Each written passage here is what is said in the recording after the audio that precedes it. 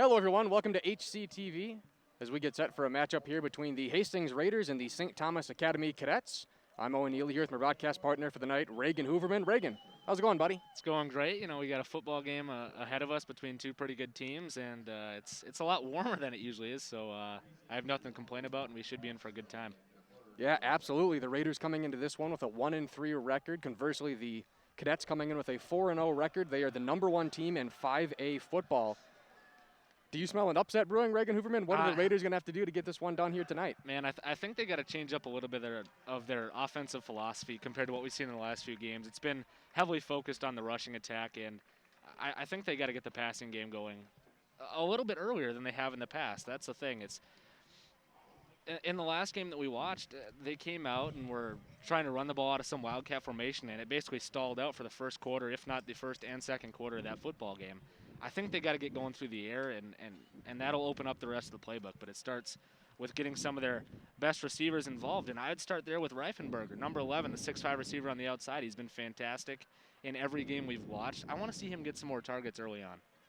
Yeah, absolutely. I can't disagree with anything you said there. For me, it starts and stops with the run game, however. You look at this dominant St. Thomas Academy Cadets run game. I think they're averaging 7.4 yards per carry. Obviously, Danny McFadden, probably one of the best backs in all of high school football. We'll see if Love Adebayo is healthy here tonight. That's a great change of pace back as we are just about ready to get underway here. Cadets back deep to receive. Hadeen to kick off here for the Raiders. And we are underway here from McNamara Stadium as that one's going to be fumbled in the end zone and runs right out the back. And that's how we'll start this one here from McNamara Stadium. And as we'll get the Cadets offense on the field first, this is a team that's done a lot on the ground so far this season. They're a rushing attack team through 4 games, 153 attempts, 944 total yards, 15 touchdowns, only 2 turnovers, 2 fumbles on the season. Basically 236 rushing yards a game, over 6 yards a carry. This is a dynamic rushing offense. And I think if they can get out early, that offensive line can win at the line of scrimmage. They can really open up the playbook here. First play, we'll get a run here on the near side and torn down from the back for a significant loss. A great way to start the game here for the Raiders.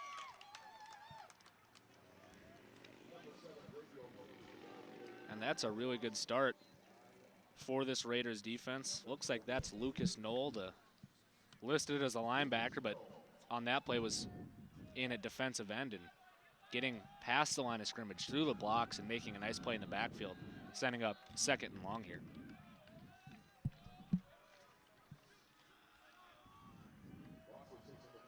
We'll have a receiver on either side. Redding takes a snap, rolls out to the far side. The catch is made by O'Neal.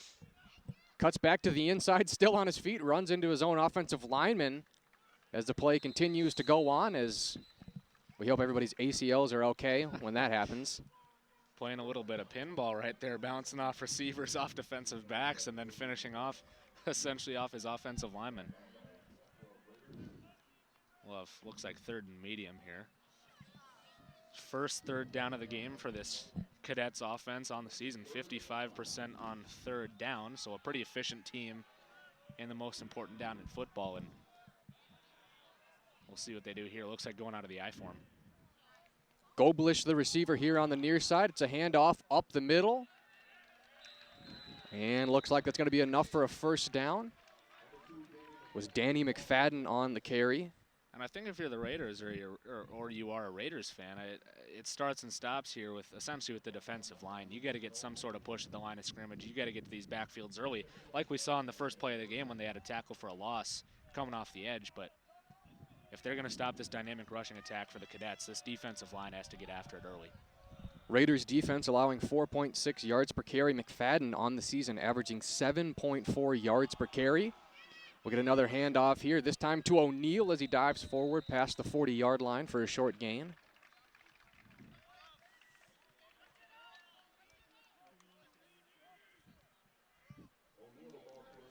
Consistently handing the ball off so far. Looks like it'll be 2nd and maybe 2 yards to go here. Ball at the Cadets' 41-yard line. Back to the I form. We'll have a receiver on either side. It's Pasiga on the near side. It'll be a pitch to O'Neill. Tries to apply the stiff arm. Now cuts to the inside, cuts again to the inside, and he's swarmed there from the far side. Another short gain here for the Cadets. O'Neill looks like he's playing Madden out here. I mean, it's jukes, it's spins. He's going crazy with these ball carrier moves. And that's interesting. I've covered a handful of St. Thomas games over the last 2 years, and I've never seen them do this with a wide receiver running the ball. It's typically all McFadden and Adebayo.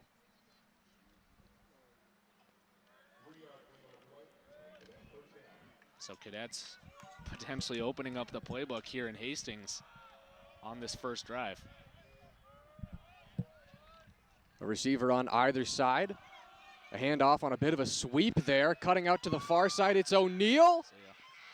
Will he get taken down from behind from Fryermuth? And Fryermuth saves a touchdown as we'll get a penalty flag. Could be a horse collar tackle, but either way, a major gain there for the Cadets. And this is what I was saying in that 15-second pregame we had. It's going to come down to if they can stop the run. I've looked at the numbers and in the preparation. This is a St. Thomas team that lives and dies. Well, basically lives. They don't lose many games.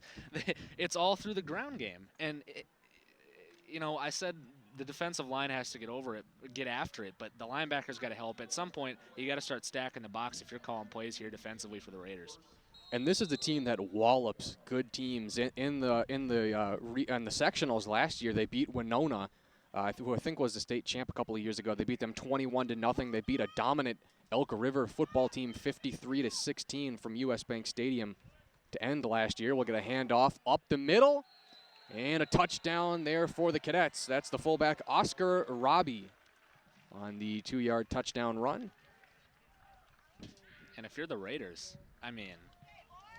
or you're a Raiders fan, you might be a little scared right now. The Cadets march down the field essentially with ease, imposing their will on the ground. But the scary thing is their defense might be even better than their offense. So you got to be a little bit worried when the Cadets defense comes out to the field for the first time here after this PAT, which is up and signaled good.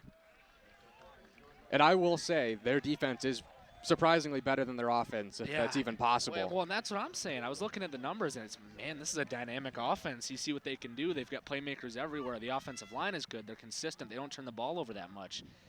And then you look at the defensive numbers, and they might even be better. They get after their quarterback really well. Through 4 games on the season, they have 10 sacks. This is a defensive line that can get after it.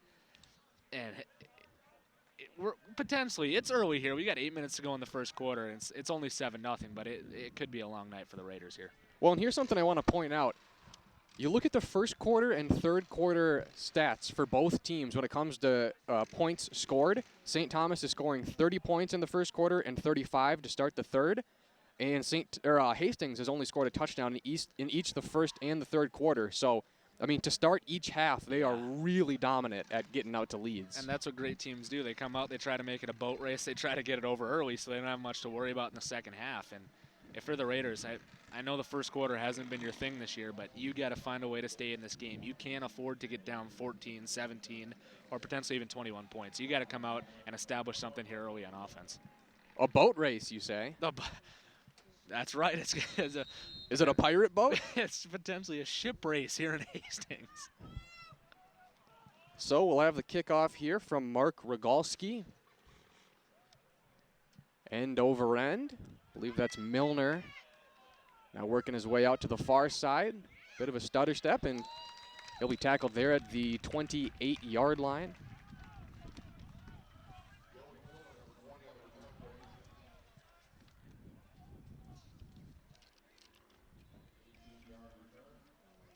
So we'll get our look here, a first look of the night at this Raiders offense.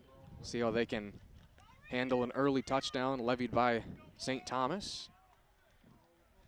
And I'm assuming here from what we've seen earlier in games this season and the games that we've covered, this is a team, the Raiders, they're going to come out, they're going to try to establish the run. If that doesn't work, I want to see them go to the passing game early and not try and just go again and again and again if they're not carrying yards. I want to see them open it up a little bit here, but I assume they're going to start with a run. Snap there to Sandquist, and that one going the wrong way. It was Burrow on the loss of yards. So you're saying you don't want to see any empty back? No, I don't want to see the Wildcat that we saw for the first half of the last game we covered. I mean, I think if they don't start with that in the last game, it's a lot closer football game because obviously the other team added garbage points towards the end of the game. But, man, if it's not working, it's okay to switch it up and try something else, especially against a dominant defense like this Cadets defense. And I will say it's great to see Sandquist in the game, especially after that scary hit he took late in the game versus Tartan. 5 wide, Sandquist standing tall, throws it. The catch is made for the first down there on the far side by Johnny Bezdisic. I love it. I love it. I want to see some Big 12 football. If you know it's going to be a shootout, you got to go to the air.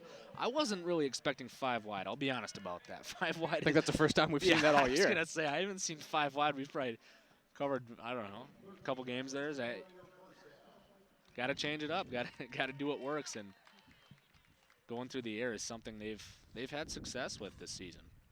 And I think that might shock St. Thomas because, you know, no disrespect to any high school football team, but again, like we always say, passing is not always the first option in high school football. As we get another 5 wide here, back in it.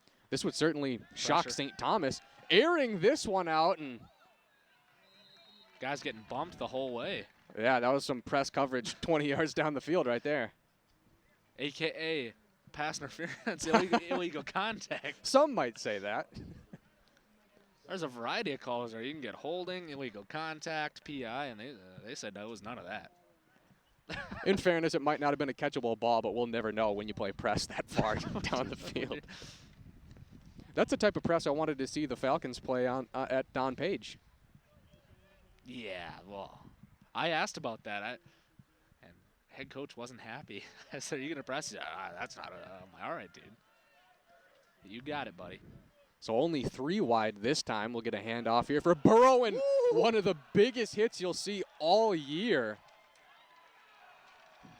Wow, that was Garrison Soliday, and that's a name to remember. 10 total sacks here for the St. Thomas defense, 3 of them by way of Soliday. And would you believe me if he's a pretty good wrestler as well? Yeah, I mean, based on that tackle, I'd believe that. And that got the visiting team on their – they got the visiting fans on their feet. They were hyped up about that, making some noise, and rightfully so. That's a big-time hit to force a third and long as it'd be 3rd and 12. That's a great double leg takedown right there if I've ever seen one. So a 3rd down and 12 here from their own 37-yard line. 5 wide. Sandquist, the quarterback, snaps. More pressure. Climbs the pocket, and he fumbles the ball. It's recovered here by St. Thomas. And no progress forward there, so they'll get the ball here at the 37-yard line. I believe that was Jamie Smith on the fumble recovery. And I think the Raiders, whoever's calling plays, I think the strategy's in the right place. If they're going to send pressure, they're going to do that. You got to go 5 wide and try and give yourself a chance, especially with how dominant the Cadets have been against the run this year. But I don't think you should be trying to go that vertical when you go 5 wide, because every time we've gone 5 wide so far, the Cadets have blitzed multiple linebackers, giving our quarterback essentially no time. Those got to be shorter routes. It's got to be drags, curls, quick corner routes, not go routes down the field where it takes, 5, 6, 7 seconds to develop, because they're just not going to have that with the pressure that's being sent. Well, and it wouldn't shock me. I obviously don't have the all 22 here, but it wouldn't shock me. We've seen this a lot with St. Thomas, where a great play will come via Oscar Berg or Solidays. We'll get another run here for no gain. And you'll put so much attention on Soliday that Berg or Smith will make a great play. I mean, you can try to double team, an individual player on the defense, but there's just so many playmakers on this team that, there's only so much sand you can hold in your fist. And that's the thing. And double teaming might actually make it worse, which sounds kind of counterproductive, but when you've got that many dominant players on the defensive line and in the linebacking core, sometimes you just got to take your chances one-on-one and put a body on another body. And I would, I like the idea of the passing game here for Hastings, but I'd love to see just quick throws, just slants, high percentage plays. Ball's loose. And it's recovered by Hastings. So a fumble just a couple of plays ago gave it there to St. Thomas. Now the ball back here with the Raiders. And I'm not sure that he got hit. It could have been a bobbled snap, or I don't know if he ran into the back of an offensive lineman, but I didn't see much contact there to force that ball out. And that is big time, because I'll tell you this much. I think St. Thomas averaged they only gave up 8 points all of last year per game. I mean, there's not a lot of teams who get down 2 possessions even this early in a game and live to tell the tale against the #1 team in 5A football. Yeah, and I think this is really where we're going to find out what the offensive philosophy is of the Raiders in this football game. If they come out in some sort of five wide look again, it's here to stay. But right now it looks like going to some sort of split formation out of the pistol. So it looks like Reifenberger's in the slot. We'll get the throw from Axel Arnold, and a penalty flag coming in here from the near side around the 40-yard line. He had a tight end across the middle, pretty much uncovered. It's a 7-0 game here, less than 5 minutes to go. Cadets with the lead. And what do you make of that? Was it just for one player? What do you make of Axel Arnold coming in on the second possession? Yeah, I don't know. It looks like they're kind of changing things up here. I think every game we've covered, they've pretty dramatically changed the way their offense looks. The first game, it was ground and pound, and it was switching in dynamic backs, and then it was, as we get the flag call, was that illegal man downfield? I don't know. I missed what it was, but Yeah, I couldn't hear. It looks like it was a 5-yard penalty. Hastings sideline not happy about that one. But just going back to what we were talking about, they've changed the offense pretty much for every game, and you got to wonder if they're trying to find something that'll work or if they're trying to adapt to the defense that they've seen on tape so far this year. Because you'll even see a great team like St. Thomas. They only run 2 or 3 different formations a game. We'll get a run here from Burrow, and he'll be torn down there at the 39-yard line. And that's typically what great teams do. They find 1 formation, 2 formations, a handful of formations that they can master, they can get right, they can run flawlessly, instead of being pretty good in a lot of formations. I tell you what, if I ever was a high school football coach, I would only run the T formation. Oh, yeah. The 3 backs in the backfield. Oh, yeah. Just misdirection. Give me some wishbone offense. I want to see something from the 1930s. So Axel Arnold, the quarterback. Milner on the near side. Knoll, the tight end. Reifenberger on the far side. Delayed handoff there to Burrow, and that one went absolutely nowhere, a loss of 1.5 yards. And I thought it was a typo that St. Thomas only allowed 0.7 yards a carry, but I don't know. That might be it might be a verified stat at this point based on what we've seen through the first, 10 minutes of this football game.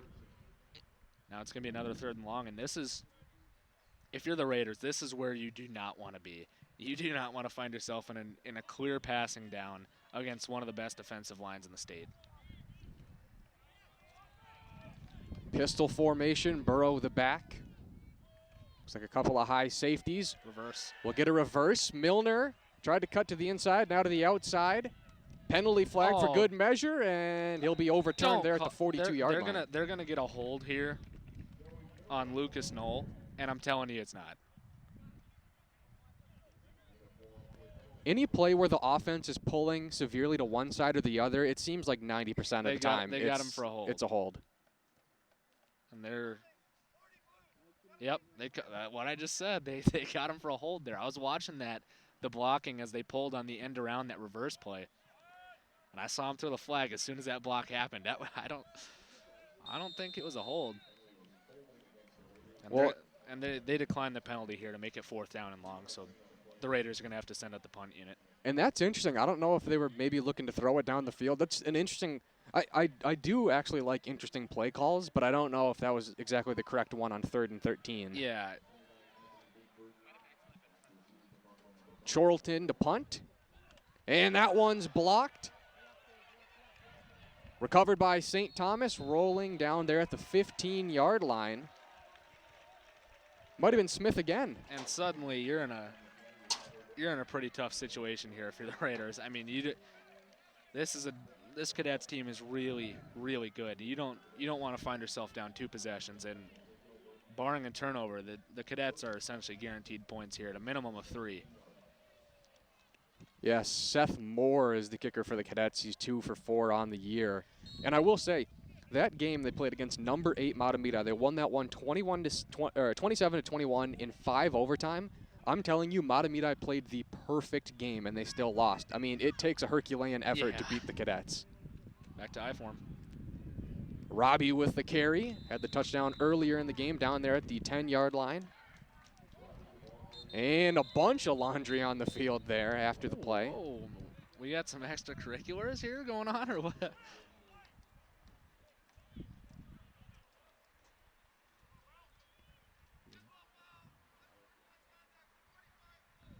All right, so we've got an unsportsmanlike conduct right here. Looks like Jackson Schiller for the Raiders.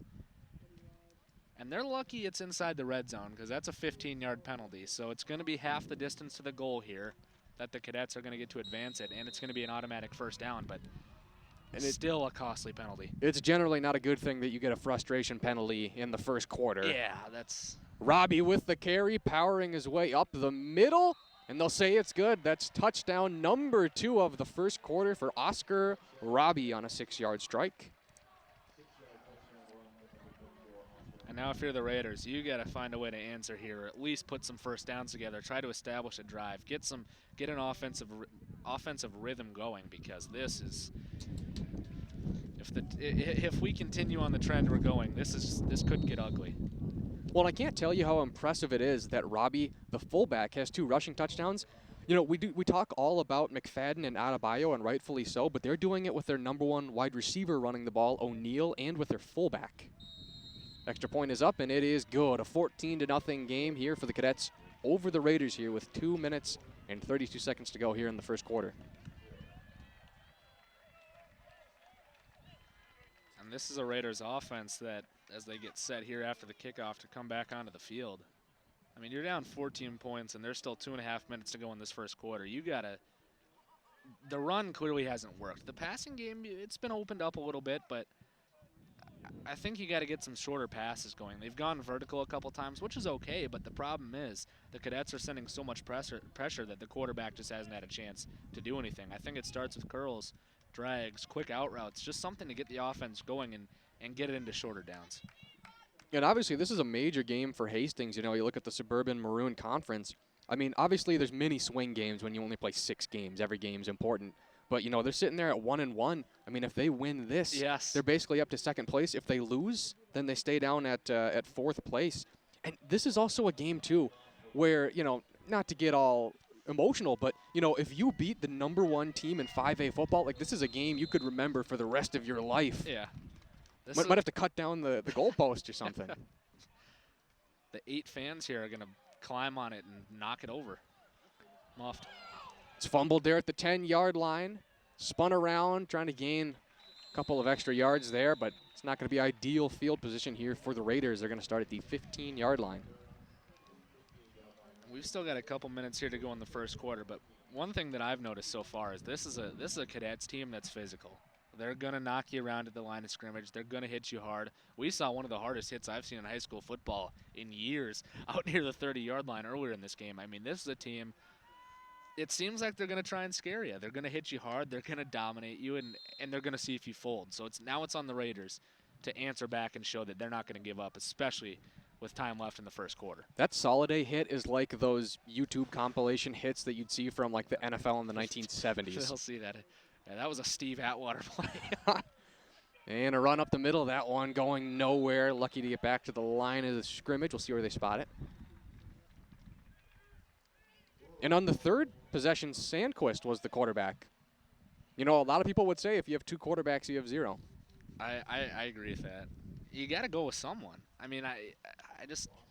You can't expect momentum if you keep pulling. No. I mean, no, in fairness, I mean, I'm not a coach. I mean, I'm sure they have a game plan, but that's, you know, I don't know. You don't see a whole lot of successful teams doing that. Unless you're at the highest level like St. Thomas with Joe Dayak and Baker Redding last year. Shotgun formation, a man in motion. Spinning around, heavy pressure there from Soliday. He's going to carry the ball. Pretty big quarterback at 210 pounds. The pile's still moving, and he actually might have gained a yard or 2 on a very dangerous play. Well, I was going to say, that's your pet peeve. You can't let that play go that long. There's maybe 8 guys on that pile. It's time to blow it dead here, buddy. I wish there was a camera on me, because my visible disgust to plays like that is like somebody shot lemon juice into my eye. It's just, I absolutely hate plays like that. And that's how every injury happens in high school football. I know that's your #1 pet peeve, and mine are terrible clock management. Oh, man, we don't need an Example, announcer jinx for this one. So a 3rd down and 9 upcoming. A quick pass to Knoll here on the near side. And thrown out of bounds. See where they spot him, about 2 or 3 yards short of that 1st down marker. And I'd expect them to punt the football here. Yeah. It's 4th and not too long, but the offense hasn't exactly been stellar so far, and this Cadets defense has been fantastic. And I wonder how much it's sitting in the back of your mind if somebody on the offensive line or the punter, if it got blocked last time, what's going to happen this time? Are we going to be able to hold up? Chorlton to punt. Bickford back to receive. That one nearly blocked. Sky-high punt. Fair catch called for. Fair catch, but he didn't field it. He might have touched it. Doesn't look like he touched it, and that's going to take a favorable Hastings bounce there at the 39-yard line. I thought he touched it. He went under it to field it, and well, you know how Tartan would have fielded that one. Well, yeah, they would have fielded it and then got lit up like a Christmas tree. It's gotten leveled. That's inexcusable. Like that is, you can't coach that. That would give Darren Sproles a heart attack seeing how that's played. Devin Hester would be shaking. Yeah, he would. That's just a recipe for getting leveled with a 20-mile-an-hour hit. You get gunners running down the side at full speed unblocked. So a 2-possession lead here for St. Thomas. Right back to this I form. Tight I formation. Robbie the carrier. And a gang tackle there, maybe gained half a yard. That's a big hit. Trying to move the pile and send him backwards a little bit. Trying to establish some momentum on the defensive side of the football for this Raiders team. So it really makes me wonder if maybe they're just trying to rest McFadden, and it makes me think that Adebayo might still legitimately be hurt for St. Thomas. And they're going to let this time run out in the first quarter. So with that, we've reached the end of the first quarter. It's a 14-0 lead here for the St. Thomas Academy Cadets over the Hastings Raiders here from McNamara Stadium.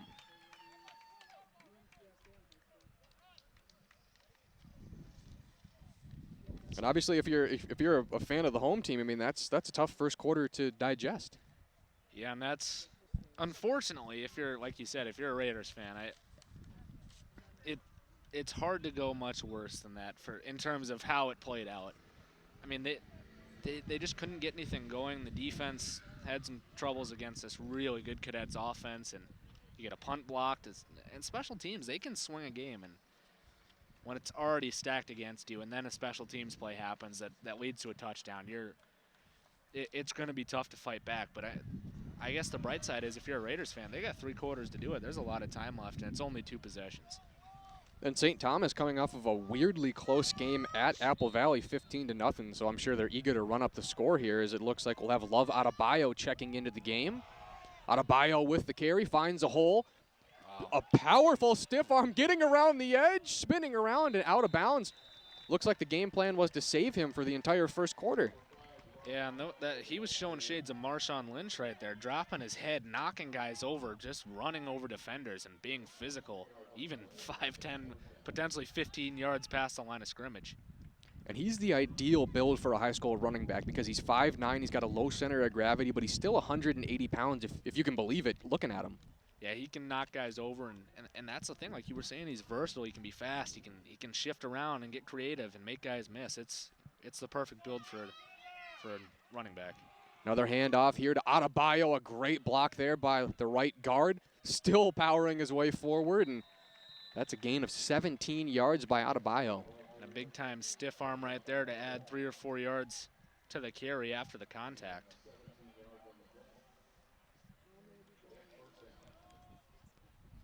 And this St. Thomas team, a scary team offensively and defensively. Of course, they're the #1 team in 5A football, but they're the #9 team in the Star Tribune's Metro Top 10, which includes the 6A football. Well, I guess it includes every level.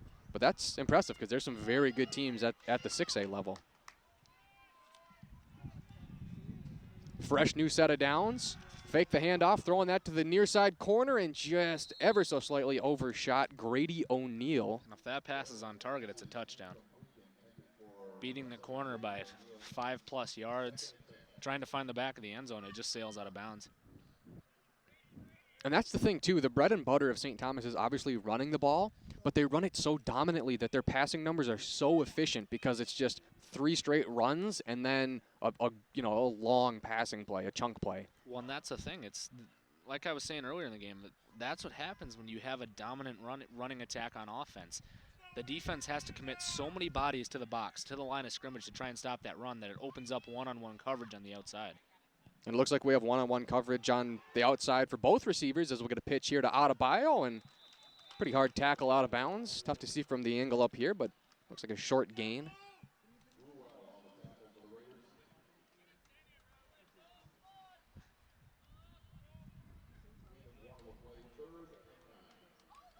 We'll have a couple of receivers checking out for St. Thomas.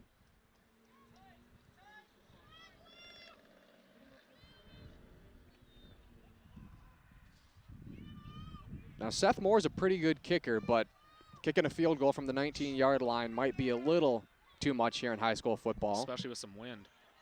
Redding rolling out to the far side, looking towards the end zone, throws short. The catch is made at the 12-yard line. It's going to be just short of the first down. And it looks like it'll be about 4th and maybe 4 yards to go. And, I mean, that's interesting. I mean, you have a 14-point lead, so if I was St. Thomas, I'd probably just go for it on 4th down and just be uber aggressive because you have a 2-possession lead.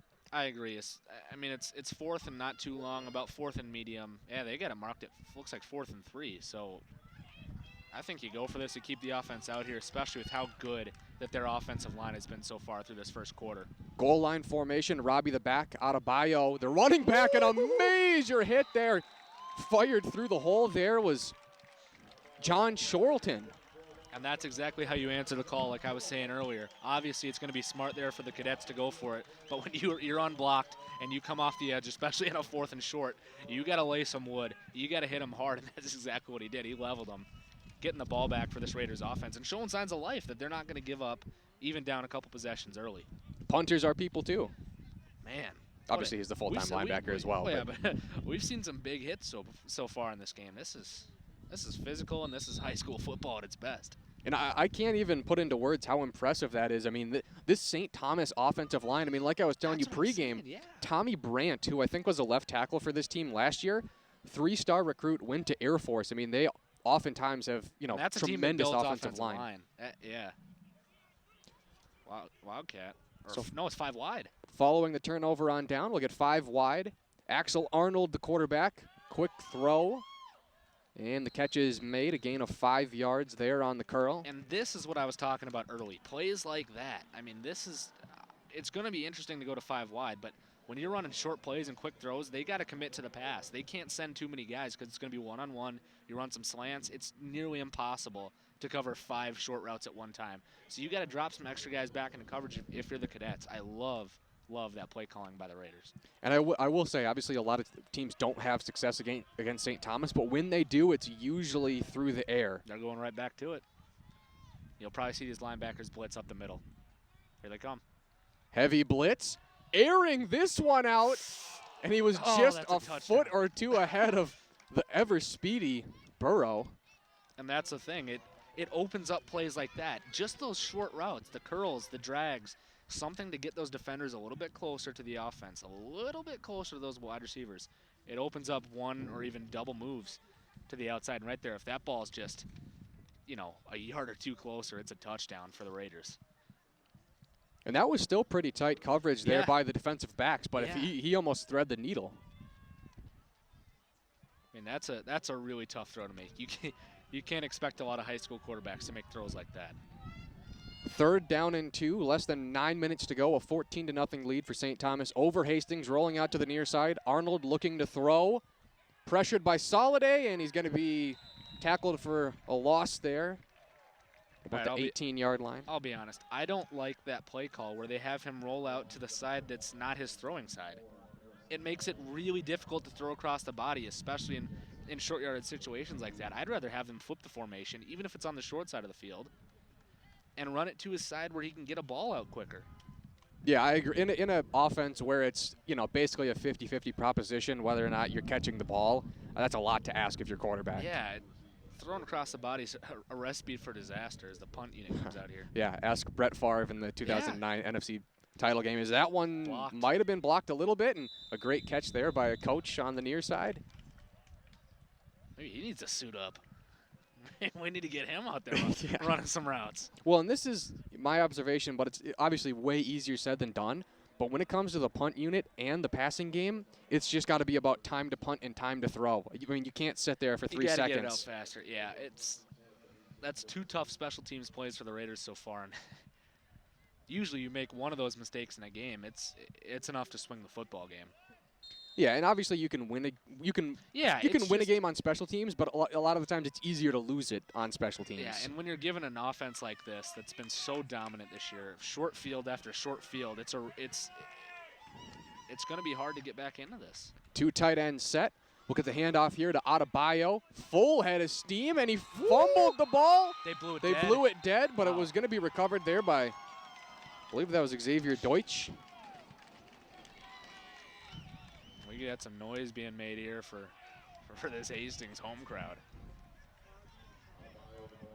And that's interesting. We don't have instant replay, but I think it's a fumble. And here's the thing. They're letting every play carry on. But when there's a fumble, they blew it dead. what are you saying, Reagan Hooverman? I say, the listeners / viewers, they can draw their own conclusions. I'm just putting it out there what's happened. Well, yeah, all right. So a 2nd down and 8 following the, non-fumble. Heavy pressure. Wow, that was a great block by Adebayo and a run out of bounds from Baker Redding. Oh, my goodness. Fryermuth was in pursuit. That's a pancake block. I mean, he knocked him backwards and on his backside. Those are some gritty plays that not a lot of guys make blocks like that, especially in the backfield.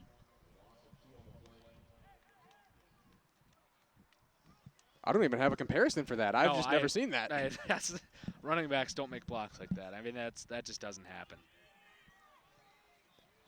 Looks like it's going to be 3rd and long here, 3rd and 10 yards to go as they come out back in this I form, which they've had so much success in. Single coverage here on the near side. Hastings with a 50% defense as they'll pitch it on the option here over to Adebayo. Stiff arm, he's going to get the 1st down and tackled out of bounds. Probably got 7 or 8 extra yards past the 1st down marker. And the Raiders losing contain right there. Oh, wait. Oh, whoa. Oh, they signaled 4th down. That's going to be 4th and a yard. Wow, all right. The dude on the first down chain, he must have dropped that thing early because I didn't see it toward like the second half of that play. So St. Thomas 0 for 1 tonight here on 4th down. It's going to be a dive, yep. Handoff to the near side, upended. And we'll see where they mark it. They say 1st down. No need to even bring out the chains. The back judge has already decided. When you see, when it's 4th and a yard or less and they come out in I form, it's dive about 99% of the time, which is exactly what that play was. Yeah, I didn't think they were going to run a goal line fade. No, I just mean like even it's just never a stretch or toss or whatever. And they're likely going to go back to it again here. Goblish on an island there on the far side. It'll be another handoff here to Adebayo, trying to juke and jive his way through the defense and doesn't find much success there. And this Raiders defense, they've done a better job in the 2nd quarter getting after it and trying to win the line of scrimmage and stopping some of these runs before they get out and have a chance to break for big yardage.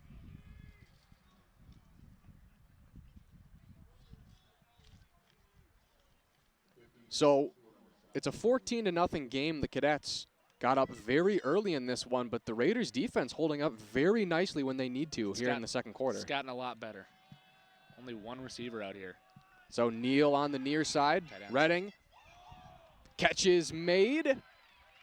Great open field tackle made there by John Shorlton, but the catch was made by Simon Kotuk. That's excellent play calling.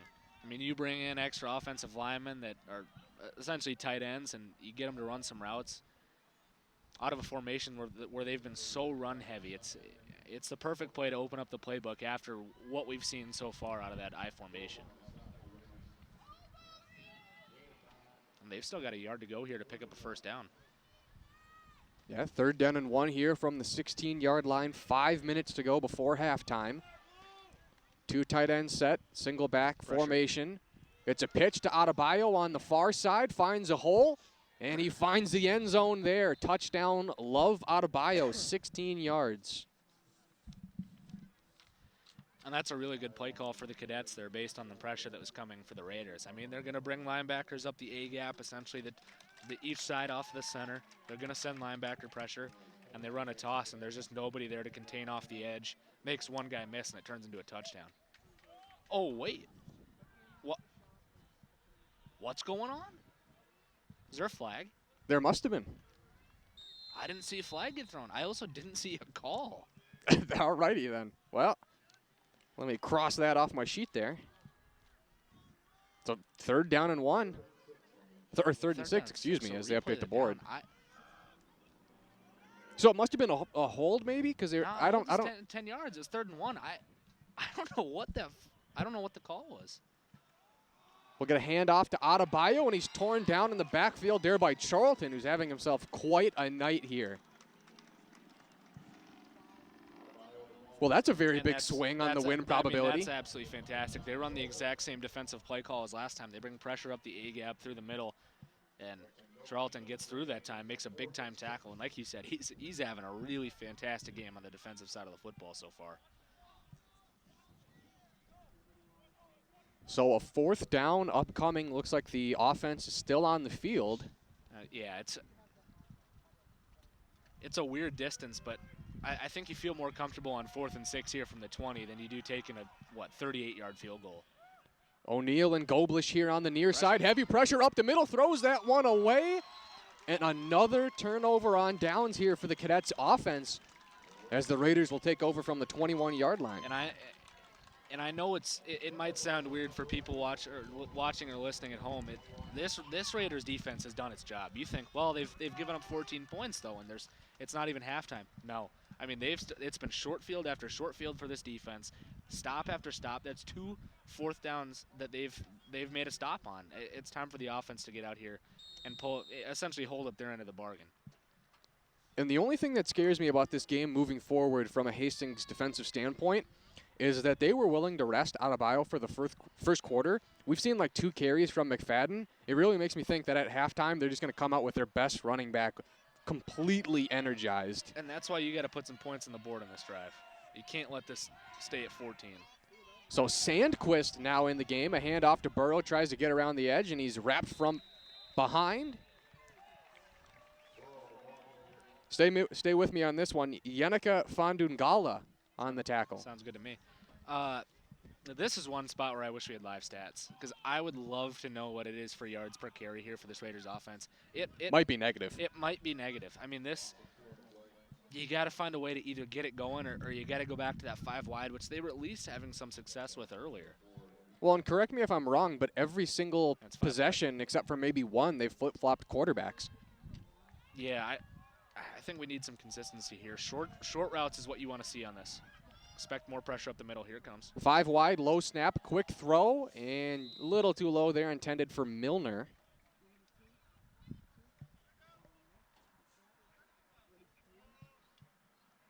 And I know you're moving in the pocket, but that's a throw you got to try and make. It's going to be really tough to put points on the board when you keep finding yourself in 2nd and long, 3rd and long, and that's 4th and 12, and you don't have an option. You know what I'm saying? Like you gotta get something going here. And I actually like this 5 wide formation. And Hastings is a very methodical offense, so you can't expect them to get a chunk first down. Each play typically is built off the prior. Pressure on the edges, throw, the catch is made. And going to be well short of the first down there, caught by Rico Cooper. And I mean, that's a fantastic defensive play call. So when Hastings has gone to this 5 wide, they've been sending linebackers up the A gap. What they do there, the 2 linebackers that they've been blitzing pretty much every play out of that 5 wide, they drop them into coverage. They send pressure off the edge from the corners. I mean, it's little things like that that can. It's designed to confuse the quarterback, and actually, that's generally what happens in plays like that, and that's why it's gonna be 4th and long and the punt unit's out. John Shorelton back to punt. If you're ever gonna fake a punt, Yeah, now would be the time. I mean, now it's not. It's 4th and long. It's 4th and 4. That one very nearly blocked. That's probably the highest hang time we've seen, but it's only going to go about 15 yards, and it takes a bad bounce. And down there at the 29-yard line. That's a punt of 2 yards. Yeah, that's tough. And the thing is, I think you got to at least give credit to the punter, because if he doesn't kick it basically straight up, that's getting blocked and it might score. So it's been a struggle in the punt game so far, and like I said, it's going to be short field. This is the 3rd short field inside of essentially 30, 35 yards that the Hastings defense has had to deal with, and they've only given up 14 points. Well, listen, on the spectrum of all possible plays, I mean, that's better than it getting blocked. Yeah, it's tough. Redding rolls out to the near side, airing this one out for the end zone. Catch is made, touchdown, St. Thomas. Brian Goblish with a 29-yard touchdown strike, and that one did not take long following the punt. And it's just one-on-one coverage. I mean, he beats him down the sideline. It looks like it was a go route, a.k.a. a vertical route. He's running straight down the field just trying to get past a defender. He gets him by a yard or two. Starts to fade towards the corner because he knows the throw is coming, trying to create just a little more separation. And it's a perfect throw, and it's a perfect catch, and it's a touchdown for this Cadets offense. And now it's, pending this PAT, it's going to be 21-0, and the Raiders are in a really, really tough spot. That one nearly blocked, but it's up, and it is good right off the scoreboard, which reads 21-0 for the #1 team in 5A football. And I'm surprised those lights are still working. That's the 2nd time we've seen a ball go off that scoreboard and do some damage. Those are heavy-duty I was lights. going to say, they got some industrial stuff back there. I mean, this is a hardy, rugged stadium, Reagan Hooverman. And obviously those lights, giving some light to that boat over there, that ship, our favorite ship. Well, in the ship race tonight, one of the ships might have capsized. Yeah, they're taking on water. And they've got, it looks like they've got buckets trying to get it out. But the game's not over. It's 21 points. And it's going to be tough. But I think if you're trying to take any moral victories, if you will, I think you got to be basically outside of the last play. I think you're okay with how the defense has played so far. I know it's 21-0, but I mean, when you've had 2 punts blocked, you've had a 3rd one that went for 2 yards. I mean, I think they've had 4 short fields, and you're just asking a lot of your defenses. Typically, when you have 2 stops on 4th down, you feel like you're in a good spot, but it's just been too much to overcome for that defense. Kickoff here to the near side, fielded at the 10-yard line. Gets behind some blockers, working his way towards the sidelines, and pushed out of bounds there around the 27-yard line. Less than 90 seconds to go here before halftime. And we're getting into my favorite time, where clock management starts to matter. Oh, no. How dare you. And you got to see what happens here. Well, I mean, that is the one thing. I mean, listen, there have been plenty of teams who have been down worse against St. Thomas. The defense is playing good. Maybe Coach Strain will pick a quarterback to stick with and have some consistency and some momentum in the second half. And, like I always say, stats are for people like Jim Sturm. So sometimes you got to throw them. And I think if you're the Raiders and you're calling plays on offense, you got to stick with what you've had even minuscule success with so far, which is what they're doing right here. It's 5 wide again. The run game I think they're still on the bus. The passing game is what you got to live with here. Burrow in the slot, low snap, a quick throw. The catch is made there by Milner in a short gain of about 6 yards. And I love that. I think that success right there is replicable. Yes, it is. And it's nickels and dimes. You're going to have to go, it's 5 yards, it's 8 yards, it's 10 yards. Obviously, you're going to want to take your shots at some point. But just because you're in 5 wide doesn't mean you're taking a shot to the end zone every play. You can get curls, you can get drags, slants. You're going to hear me continue to say it. because this is how this Raiders offense can have success, and I love it that they're staying in it. And correct me if I'm wrong, we have probably only seen a couple of plays from Freiermuth on offense as we'll get another Oh, no. almost intercepted ball through the hands of Milner. And if you're a receiver, if a ball hits you in the chest, that's when you get a haul in. And I think this is, I don't want to oversimplify it because obviously there's things that are going to change if the defensive coordinator for the Cadets is good at his job. But the first look for the quarterback needs to be those two linebackers. Those two middle linebackers, are they blitzing or are they dropping into coverage? After that, you go into your reads.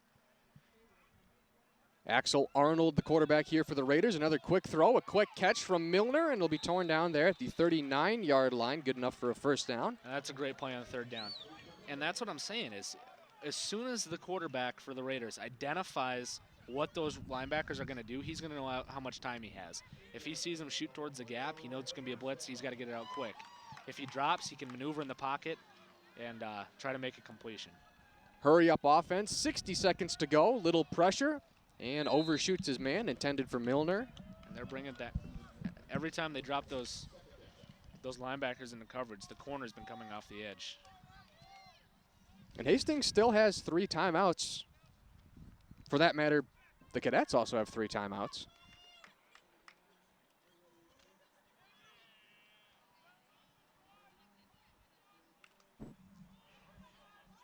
I think if you're the Raiders, you got to try to get this into third and manageable and give your. I think you're in 4-down territory here if it's within 5 yards. Once again, Burrow in the slot, low snap, throw, just overshoots Milner. Actually, bounced off of Milner's hand. And they got a lot of receivers out there. They've been really targeting Milner a lot. Yeah, it's been a steady diet in him so far. And you got to think that's the route that they think is going to have the best success or the best chance to have success against this Cadets defense. Yeah, they love the posts. Yep, those corner routes have been the most effective thing we've seen all night. So now 4 wide, Burrow the back. Reifenberger on the near side, pressure. Tosses that one up for Reifenberger, and the catch is made, but it's out of bounds. Whoa, okay. No flag on the play. It looked like he got knocked out of bounds. I thought we were going to see some PI. And we've seen some pretty aggressive press coverage tonight. Yeah, I guess you just live with it. I mean, I guess the only thing you could say is it's not a catchable pass, but it's not a catchable pass because of the press forcing you out of bounds. Knocked out of the side, yeah. This is a big punt right here. You got to get this one away and get some yards out of this. High snap for Chorlton, and it's blocked. The snap was too high, and a great tackle by Chorlton to prevent a touchdown. I will say, not for a lack of trying on special teams, Chorlton's been having a great night. And I mean that as sincere as possible. Considering the circumstances, Chorlton, defensively and special teams-wise, is having a great night. He's been fantastic. And this is all right, this is even outside of my depth of knowledge here. I don't think you're required to have gunners on the outside.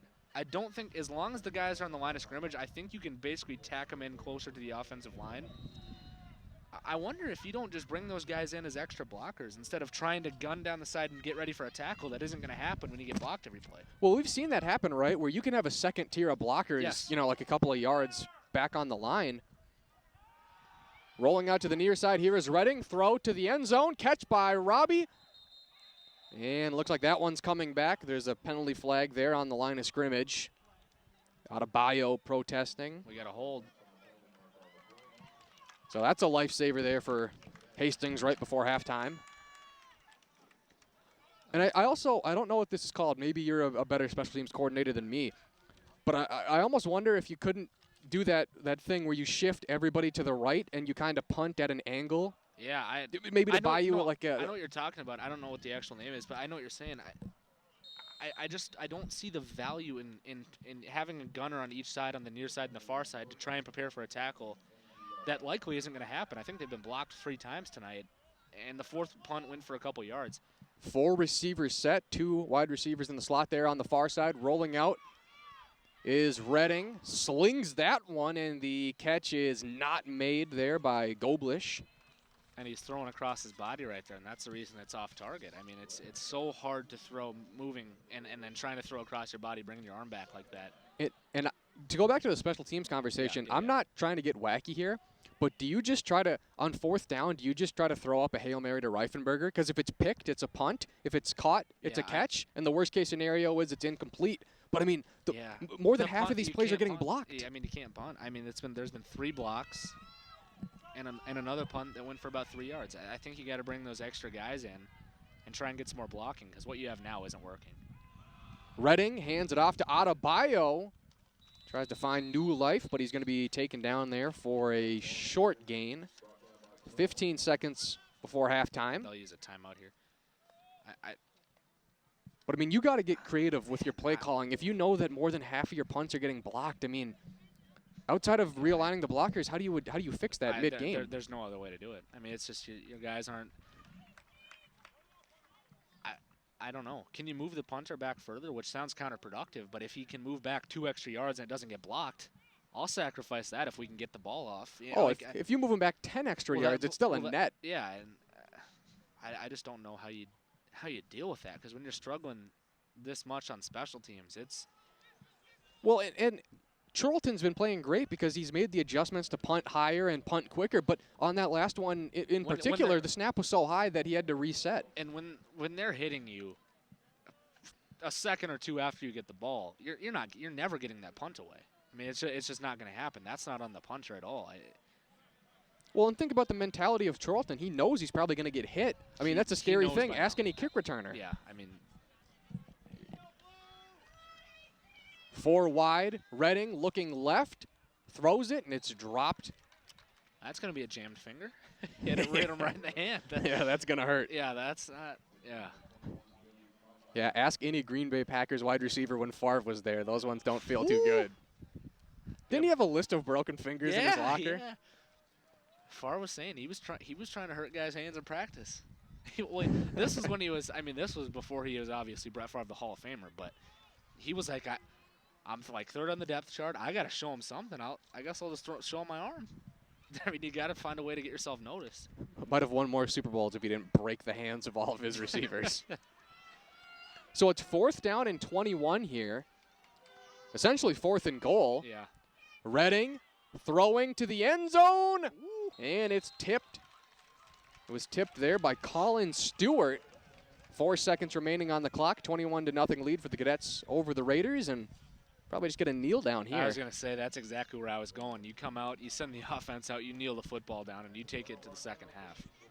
I don't think you risk getting a player hurt or, a strip sack or whatever it would be. You don't risk. Okay, we might have to go back on the stream and count how many times they've changed their quarterbacks, because this is like 7 or 8. And I know it's just a kneel down. But yeah. They've changed their quarterbacks so much. And I think we got the kneel down.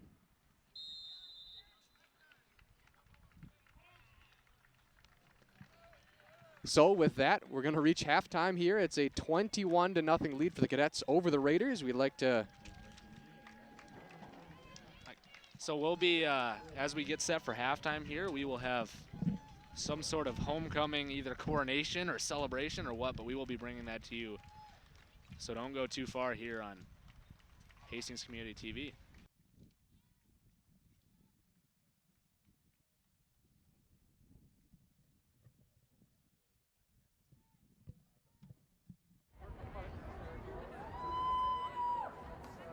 Ladies and gentlemen, please welcome to the field of this year's homecoming royalty.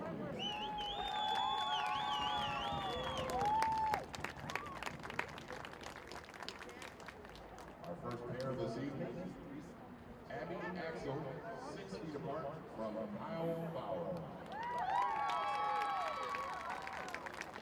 Abby is the daughter of Elizabeth and Colin Axel. Abby is a student council officer and a varsity volleyball captain and Lincoln crew leader. We'd like to give a big shout out to the boys, the Pauls, the pals, and her boyfriend. Kyle is the son of Kathy and Chris Bauer. He is is a varsity hockey captain, a member of National Honor Society, and a Link Crew Commissioner. We would like to give a shout out to his parents, his sister Ellie, the Republic, and his girlfriend Abby. Our second pair is Bryn Archambault, 6 feet apart from Simon Kadeen. Bryn is the daughter of Laura and Mike Archambault.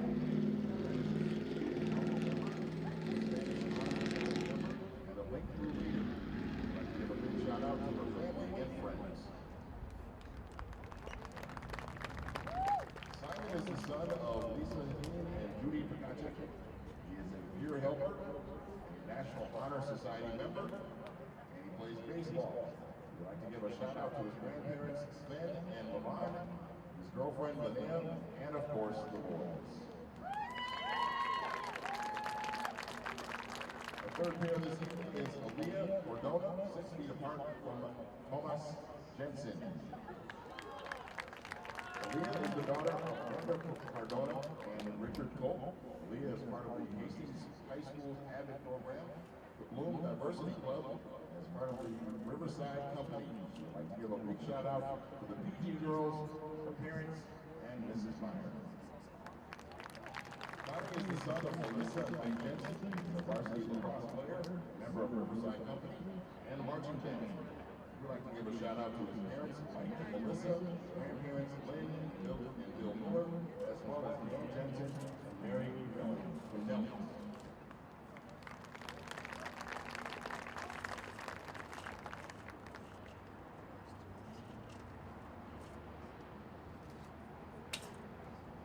The fourth pair is Allie Franklin, 6 feet apart from Sam O'Connor. Allie is the daughter of Sherry and Bernie Franklin. She plays tennis and golf and is a student council member. We'd like to give a big shout out to Shay, her parents, and her pals. Sam is the son of Michael O'Connor and Kara Chris Erickson. He's on the varsity wrestling team and junior varsity lacrosse team. He's also involved in National Honor Society. We would like to give a shout out to the Republic and his family. Erica Henry, 6 feet apart from Adam Iverson. Erica is the daughter of Julie and Steve Henry. She is a varsity tennis captain, member of Riverside Company, and a National Honor Society officer. She would like to give a big shout out to her parents, her sisters, and Elizabeth, and her amazing friends. Adam is the son of Hannah and Terry Iverson, a member of Riverside Company, the theater, and marching band. We would like to give a shout out to his brothers Jason and Eric, Bach Troy, and Jeff Goldblum. Our sixth pair is Brooke Jackson, 6 feet apart from Jack Schaefer. Excuse me, Jack Schaefer.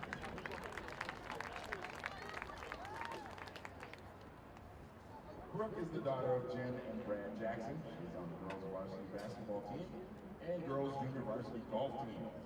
And she is a Link Crew Commissioner. She would like to give a big shout out to her pals and her little sister Mom. Jack is the son of Free and Kim Schaefer. He is on the varsity lacrosse team in the FFL and takes part in the Indoor Soccer League. He would like to give a shout out to his family, the Republic boys, and his grandmother. Our seventh pair is Elizabeth Manley Spain, 6 feet apart from Carl Warner. Elizabeth is the niece of Gloria McRae and Singer McRae, and daughter of Claudia Haggerty. She's a part of the Diversity Club, the AVID class, and Story Art. She would like to give a big shout out to her family for always being supportive of her goals. This is Shellhammer and the AVID class, Josie, Bryn, and Maria, and her ghouls. Carl is the son of Christy and Ken Warner. He is a summer camp counselor and a member of Riverside Company as well as Spanish Honor Society. He would like to give a shout out to the Wall Squad, Dr. Dressing, and his fellow counselors at Camp Croy. Our eighth pair is Anna McKay, 6 feet apart from Tyler McCarville.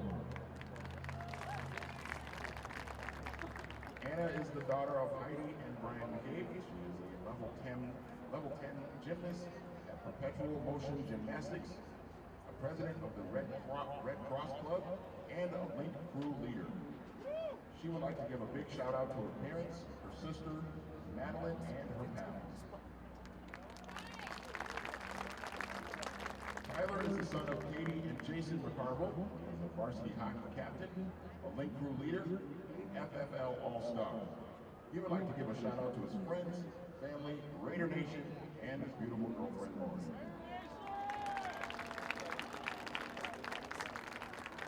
Our ninth pair is Lauren Pace, 6 feet apart from Kale Hindershire. Lauren is the daughter of Aaron and Tammy Pace. She is a National Honor Society member, involved in Youth Impact Council, and is a captain of the girls' varsity swim team. She would like to give a big shout out to Mr. Fairbanks, the girls' swim and dive team, and the greatest decades group to ever exist. Kale is the son of Chris and John Hindershire. He's a Hastings Raiders superfan, lacrosse player, and a student council member. He would like to give a shout out to the PL and R9 boys and his best friends, Abby Axel and Tyler McCarville.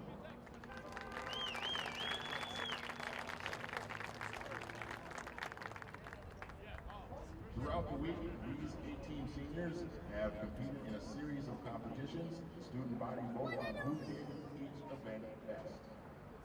The winner of the Corona Olympics for the girls is Elizabeth and Spain. And the winner of the Corona Olympics for the boys is Kale Hindershire.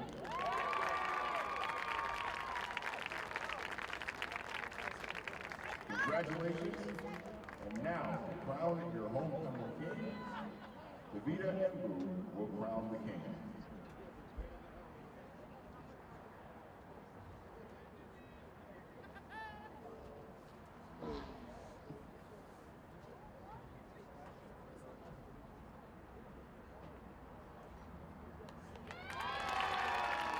Congratulations to Simon King.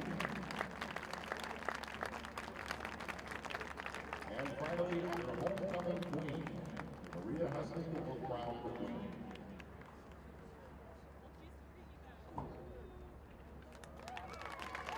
Congratulations to Abby Axel.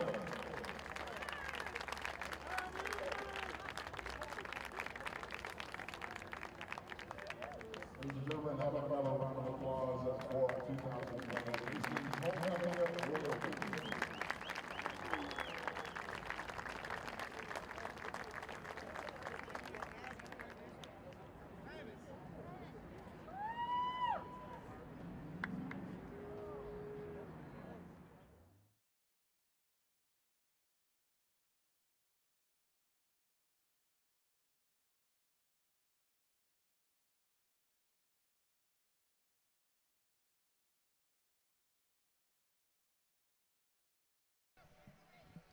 Hello, everyone, and welcome back to HCTV Sports as we get set for the third quarter here from McNamara Stadium. At halftime, it was a 21-0 lead for the Cadets over the Raiders. I'm Owen Ely here with my broadcast partner for the night, Reagan Hooverman. Reagan, what do you make of that first half, and what needs to happen here in the second? The Raiders need to find something to change quickly, and I think it starts with the offensive side of the football. Obviously, it's 21-0. They haven't scored yet, but man, you got to find a way to establish some rhythm on offense. Whether I don't think it's going to be through the running game, which we haven't seen much success with. But if you go 5 wide and you start doing that, I mean, they've had success with it so far in this game. It's been the short routes, the corner routes, the drags, the curls, just short plays where it's high percentage stuff. I think that's what they need to go back to. And if you're a Hastings fan or you know, you're in a really tough spot, especially with the defense. You got to find a way to get some stops, especially down 3 scores. Yeah, absolutely, and sometimes it's not exactly fair. The defense has been playing actually really, really well, but sometimes you even got to ask for more and more, and I know that's a tough thing to ask for, but, you know, we mentioned this at the start of the first quarter, but we look here at the start of the second half. I mean, the third quarter is really a dominant quarter for St. Thomas. They've scored 35 points, allowed 0 points, and conversely, you look at the Raiders, they've only scored 7 points all year in the third quarter, so statistically, it doesn't look great. But again, you know, statistics are just numbers. I mean, we'll see how it actually plays out here. But, you know, if the first half was any indication, I mean, it's going to be a tall task. It's going to be a tall task. And if you're the Raiders, you know the Cadets are going to come out here, and they're going to try and put you away, and they're going to try and rest their starters for the fourth quarter. I don't think that's out of the realm of possibilities. So you got to come out. You've been getting hit all night.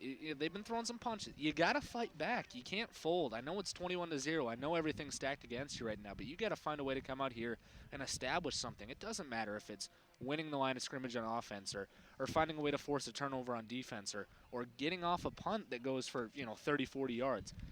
Something's got to start working. I think something will, but we just got to wait and see what it is. This is a decent team, this Hastings Raiders team, but we're running out of time here, even though it's just the start of the second half. Yeah, and I mean, it's been a tough schedule, I will say that, and a lot of the games on this 3-game losing streak have actually been a lot closer than the score would indicate. But you won your week 1 matchup at Henry Sibley, and you got St. Thomas here obviously for the second half, but November 12th, which is a Thursday night game, which is interesting, on the road you're going at Simley. That's a really tough matchup. So you would hate to go 1-5 on the truncated season. So you got to try to find a win somewhere. Yeah, you got to find a win somewhere, and if we're being honest, it probably isn't going to start here tonight. You're down 3 touchdowns, but you've still got a whole half of football left, and I think you got to obviously not every team you play is going to have a defense like the Cadets do. This is one of the best defenses in the state, and that's not an exaggeration. But you got to find what works. You got to get something that's bread and butter, and I think you stop getting maybe a little too creative with formations. I don't want to see a different quarterback every 5 plays. I don't want to see 3 reverses. Find something that works. It may not be the run game, but at some point you got to find something that you've had some success with and stick with it. Yeah, nobody says your offense has to be diverse if it's not working for you. If it's just all corner routes every single play, but you're getting 4 yards, then that's how it's got to be done. And that's what worked in the first half. I mean, you got to go back to what you've had success with. And we are underway here for the second half from McNamara Stadium. Milner on the return. And he spun around and taken down there at the 28-yard line. And going back to what we were just talking about, I mean, you talk about trying to find success with limited formations and doing something really well instead of doing a lot of things okay. I mean, just look across the line of scrimmage. Look across the line of scrimmage. The Cadets have done, they've been in maybe 5 different formations. It's all been tight formations, and they've dominated the line of scrimmage, and they've run the ball really well. And they've built off that from going stretch, dive, whatever, off-tackle stuff. They've built play action into it. It's been a perfectly called game so far for the Cadets, and that's one of the reasons they're up 3 touchdowns. Everything St. Thomas does, not to simplify it, but is vanilla. But it's the premium vanilla ice cream with the little specks in there. Yeah. As we'll get an incomplete pass there intended for Reifenberger. Some people call that flavor, and that's a great thing. They've done a lot of good things. It doesn't have to be fancy, and sometimes you get so caught up in getting creative and changing formations, and we're going to switch out personnel. It's like, okay, but I just think it's a little bit too fancy. The Cadets have done a fantastic job in dominating the run game, and that helps when you have a great offensive line. But I think the Raiders can learn a thing or two from this Cadet offense. Well, for me, it's about momentum. So you might not win this one. I hate to break it to you, but you're down 3 touchdowns. Yeah. But, can we get enough momentum where we play well in our final matchup and win that one? As we'll get this one aired out, and it's caught by Bezdicic on the far side. 72 yards to the house. Johnny Bezdicic, and that's exactly what you needed. Now a 2-possession game, assuming actually a 2-possession game no matter what. Yeah. Wow. That was the big play we've all been waiting for. And this is the thing, like I was just talking about. I'm not trying to get too down on this Raiders offense because I like this team. I like what they do. But this is literally what I just said. When you're having success with 5 wide, which we talked about the entire second quarter, we talked about it at halftime, and now we're talking about it again here in the third quarter. When you've had success in the 5 wide, you stick with it. You stick with the quarterback in the game. You stick with the play calling. Those corner routes have been open all night. They've been calling them all night, and they've been dropped and they've been overthrown, which happens. That's what happens when you're playing a great defense.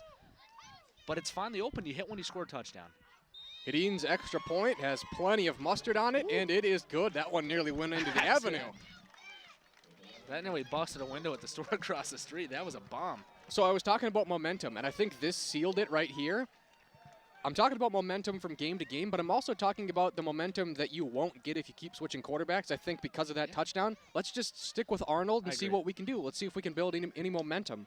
And that's the thing I was talking about earlier. It's that 5 wide is clearly now it looks a lot better on the scoreboard. You're only down 14, and there's a lot of time left. But when it was 21-0 and you hadn't done anything more than 10 or 15 yards down the field, it felt like you were getting dominated. And the only thing that they had success with was the 5 wide. So stick with it. It's it's the only thing that they've seen so far in this game that can beat this Cadet defense. You stick with it. You go back to the corner route that's been open all night. You hit a really nice pass, makes a guy miss, and it's a 70-yard touchdown. Well, realistically, okay, so they rush 4 on the defensive line. They have the 2 linebackers that rush. Yeah. Then it has to be man coverage, and It you is. have 5 options. It always is. You have 5. So look to the right. All 3 are covered. Okay, we got to post to Milner on the left side or something. And that's the thing. It's it's going to be man coverage when they're in that when it's 5 wide. All it takes is one move to beat it, and they did. This one fielded here at the 10-yard line by O'Neal and slips. And it's not going to be too bad a field position because he did get to the 19-yard line. But certainly, all things considered, with some of the kick returns we've seen from St. Thomas, this is a positive for Hastings. Now if you're the defense, it's bend but don't break. You can give up yards. Obviously, you don't want to, but you can give up a couple first downs, let them, whatever. You cannot let them score here. You have to find a way to get back into this game. And the offense, like I was saying during our brief halftime show, the offense has now done their part. It's time for the defense to respond as well. Even though they gave up 21, they played a really good first half of football on this side of the football. And I think they did do a good job at bending and not breaking in the first half. I mean, those 2 4th down stops. Not that St. Thomas is dominant on 4th down, only 33%, as we'll get a run here from O'Neal and a tackle from Hastings that actually brought him a couple of yards closer to the first down marker. But again, this is what I was talking about too. It's so crazy that we've seen very little McFadden. We've seen a good dosage of Love Adebayo in the second quarter, but they're doing this with their wide receiver running the ball. I mean, I've never seen this from St. Thomas. And we'll see if they continue what they've done essentially the entire time tonight. And they love this I formation. Goblish is going to be on a complete island here on the near side. O'Neal in motion. Hand off to Adebayo, a fantastic stiff arm, and it looks like he's going to get the first down. And I like that whoever is calling plays on defense is sending pressure up the middle. They know when they're in that I form, they're running dive well over 90% of the time. And is there going to be play action opportunities? Yes. You got to just hope your cornerbacks hold up in that situation. But like I was saying, it's a steady diet and dive. And when you're sending pressure, you're trying to fill gaps, and they've done a fantastic job so far tonight of doing decent containing the run. Well, and you got to be careful on those jets because they did a couple of jets early in the game. You lose contain, you get in trouble. But they haven't done too many. It's been a lot of those dives, like you said. So you just got to expect for that to happen at some point as we'll have Laundry on the field here. And this is going to be offsides. So a little hard count action, getting them to jump on the defensive side of football, and now give yourself a free 5 yards, and Cadets are in good position here. And very quickly closing on that potential of a jet. I mean, those are the plays that go for like 70 yards to the end zone. And that's what you run the same play over and over again to set up plays like that. Yeah, that's why I asked for covers, but So we will get a sweep here to O'Neal, and what an announcer's jinx. 62 yards to the house, Grady O'Neal. And that's a crib shot. I just want to apologize to the city of Hastings, Minnesota for the horrendous announcer's jinx I just put on the team. That's on us. I said before the drive, it's bend, don't break, and you give up a 60-plus yard touchdown? Yeah, that was 62 yards. Well, that's unfortunate. And that momentum that the Raiders had built on that corner route where they scored from 70 yards out has essentially been erased. I mean, you're back to the same point differential that you were a couple of minutes ago at halftime. That one nearly blocked on the edge there, but it's through the uprights. It's a 28-7 lead for the Cadets over the Raiders. And if you're a Cadets fan, that's as good as that goes. Once your defense finally breaks to give up a touchdown, The offense comes right back out and says, not so fast. I don't think so. And, they run that. They spent so long establishing that run. It's dive, dive, dive, stretch, quick reverse, one block, and he's gone.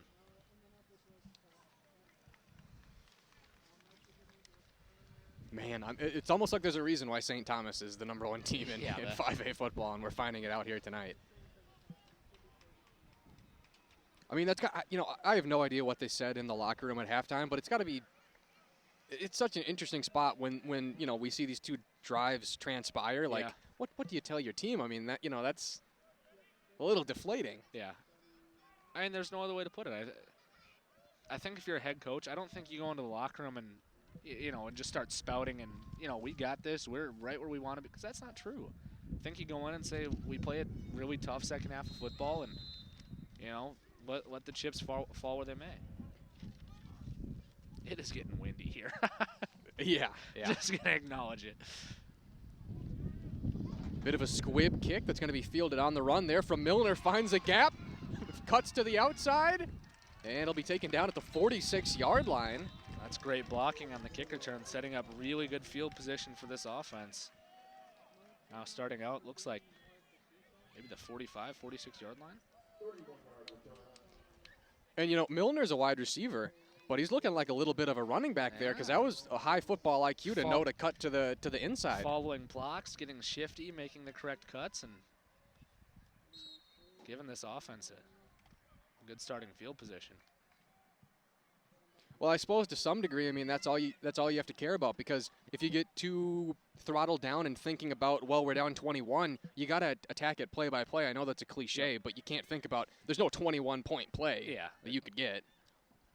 Axel Arnold throw, the catch is made from Milner on the post, and play continues. Hopefully everybody's knees are okay, and gained a couple of extra yards. So I really wish I kept track. That might be the 9th quarterback change, and I'm not exaggerating. No, I know when I say that. I know you're not. I'm gonna put down 9 right now, and then we're gonna go from there, because I assume. Is it getting guys reps in a game that maybe they don't think they can win? I don't know what else. Cover 3. Run up the middle here from Arnold. Play is only blown dead once he actually gets tackled to the ground following the 4 seconds of pushing and shoving. And the interesting thing here is the Cadets have adapted their defense, I think, at least from what I've noticed. A lot of multiple safeties, a lot of deep cover 2 and cover 3, and they're really dropping guys back because they know the passing game is coming, and also because they know their defensive line is one at the line of scrimmage. They don't have to worry about getting guys in the box and doing whatever. They're saying we know we can stop the run, and now we're giving our guys extra help to stop the pass. 5 wide. Arnold surveys the field, takes the snap, looks to throw here. That's tipped at the line, and incomplete. And this is a very high IQ St. Thomas defense, because, that Elk River game that I keep mentioning, I mean, I can't stress to you how weird the offense is that Elk River runs. It's a run every single play with 3 backs, and they're so good they commit. So it's misdirection. Yes. And they don't just run for 3 yards and then go, oh, I don't have the ball. They run 20 yards down the field, and St. Thomas put a absolute beating on them from US Bank Stadium. I mean, this is a very adaptable defense if you give them enough time. Big 4th down, 5 wide once again. 3 yards to go. It's going to be cover 3, man coverage. Pretty soft coverage by the safeties. The throw, the catch. First down Raiders. Joey Milner with the catch. And that's a great job. Milner finding a seam, getting just behind the linebacker that was in man coverage and hauling it in. I mean, that's textbook stuff right there against man coverage. I mean, we don't have live stats, but Milner might be targeted 20 times this game. I mean, every pass is going to Milner. He's getting the Randy Moss looks right now.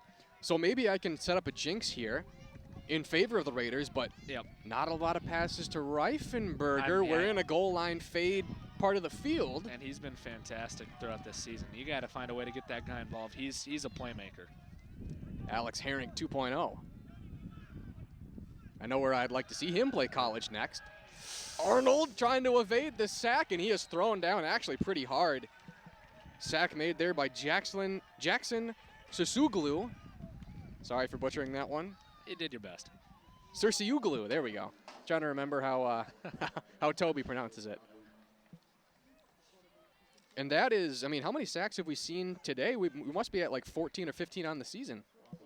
Yeah, there's been quite a few today. Going back to this 5 wide.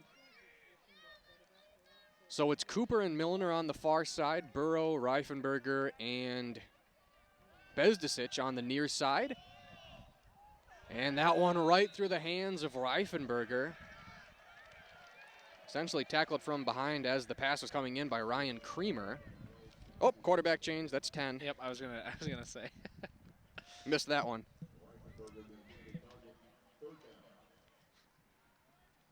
Usually they say, you know, quarterbacking by committee, but this is a pretty big committee. Well, they changed quarterbacks in the middle of a drive. I don't know what to tell you. I mean, normally they do it at the end of drives. All right, so Sandquist But the thing is in at they're quarterback. it's clearly not a personnel thing because they're running the same play. Stands tall, he's hit, throws, and kind of lands in no man's land. I suppose they'll say that's intended for Milner, but it kind of landed in between Burrow and Reifenberger as well. And there's got to be a reason for it. I'd love to talk to the coach and say, hey, what's the philosophy behind switching quarterbacks? He's got to think there's some advantage. I'll shoot him another email. I just.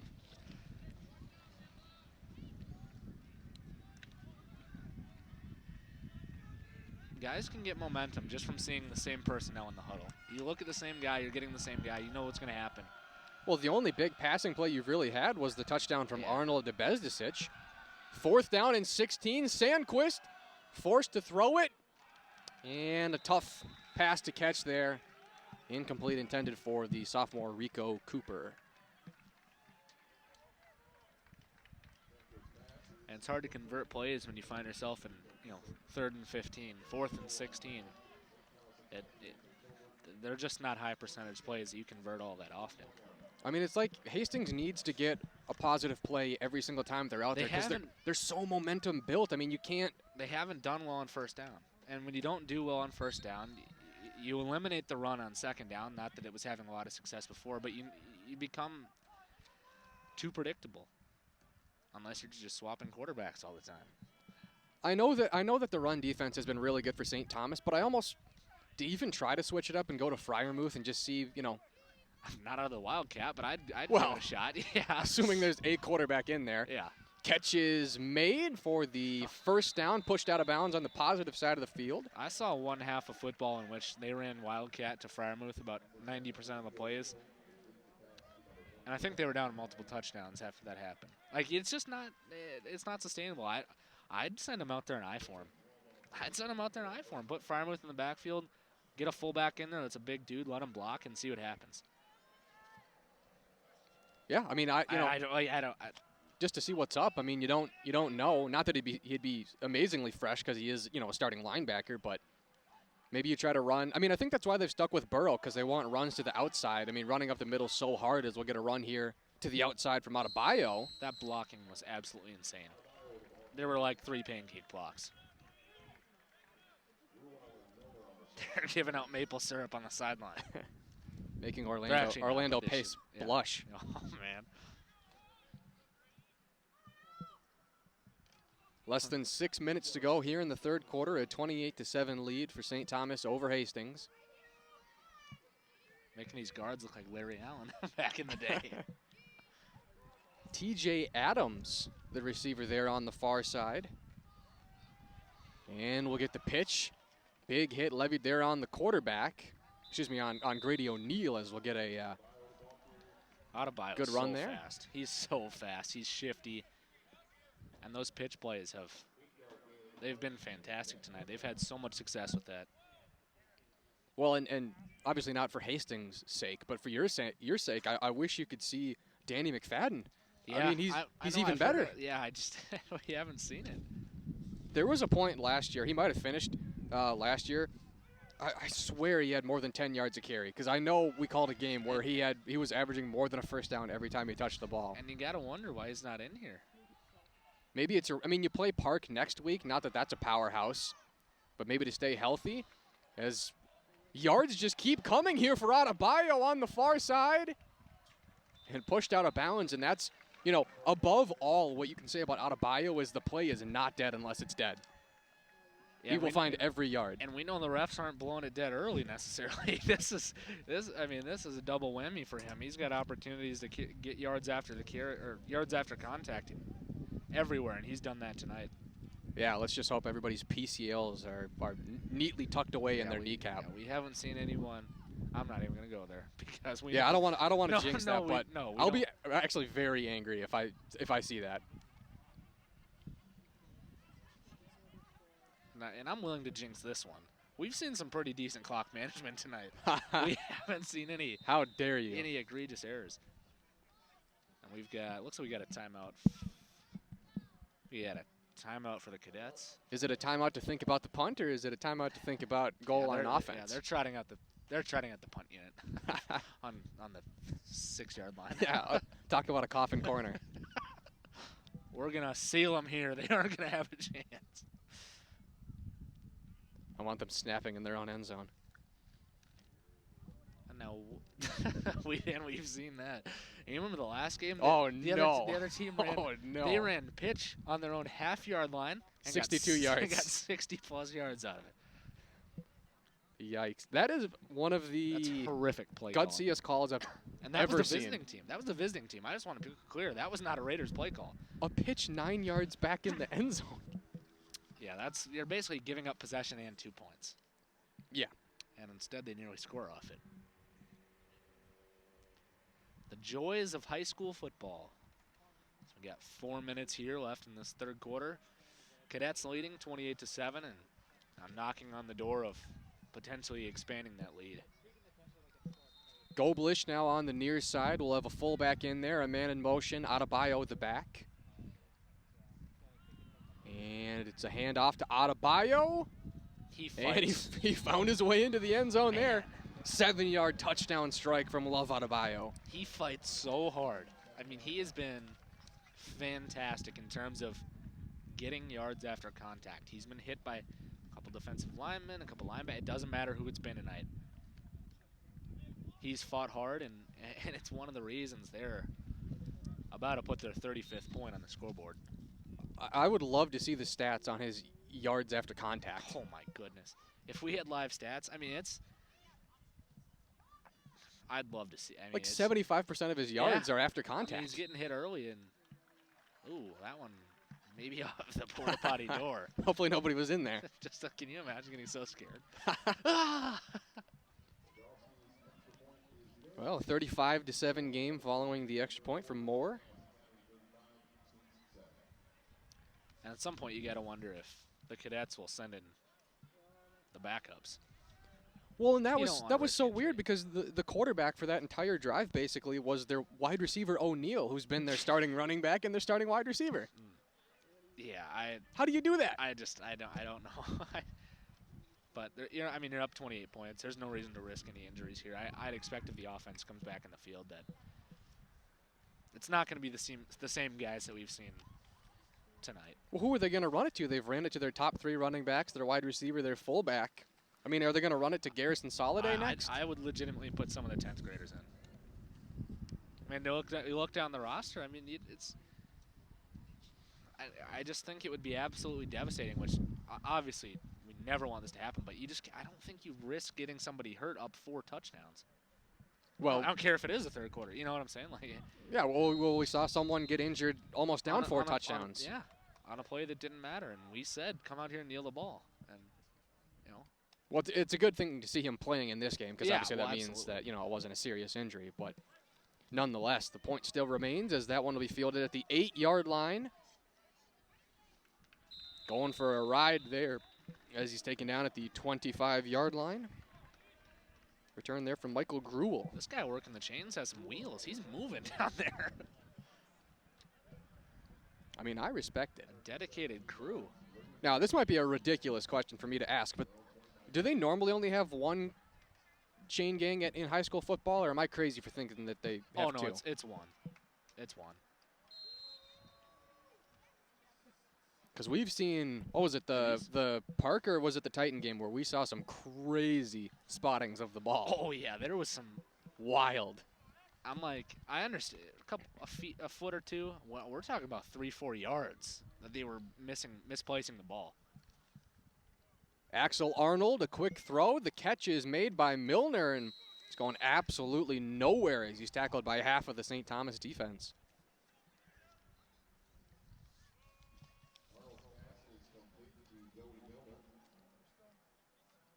It was Ryan Creamer and Jackson Sersaliuglu in on the tackle.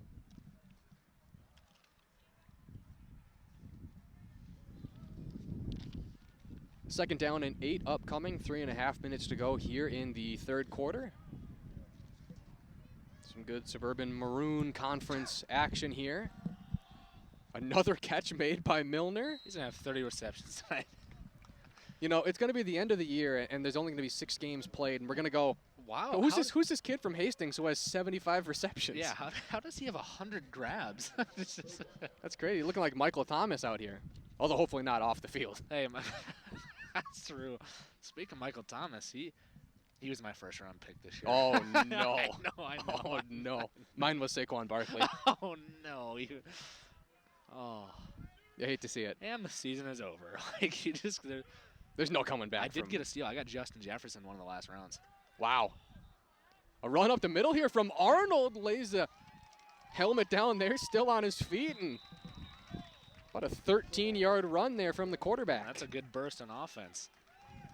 Looking like Fryermuth out there. I mean, I remember during my draft, I was like, I'll take a flyer on Justin Jefferson. Comes out, just starts laying 30 points a week. And that's with one of the most overrated quarterbacks in NFL history, throwing the ball to him. That's right. Yeah, I don't even want to get started down this rabbit hole. I feel my blood pressure rising. 5 wide once again, Milner in the slot. And we know who it's probably going to.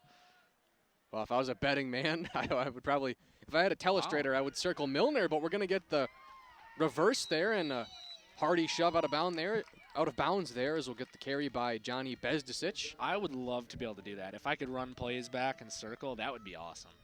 I mean, we're talking about like college football level stuff, but I mean, yeah. Well, a guy can dream. That would be fun. I would assume a telestrator probably costs a pretty penny.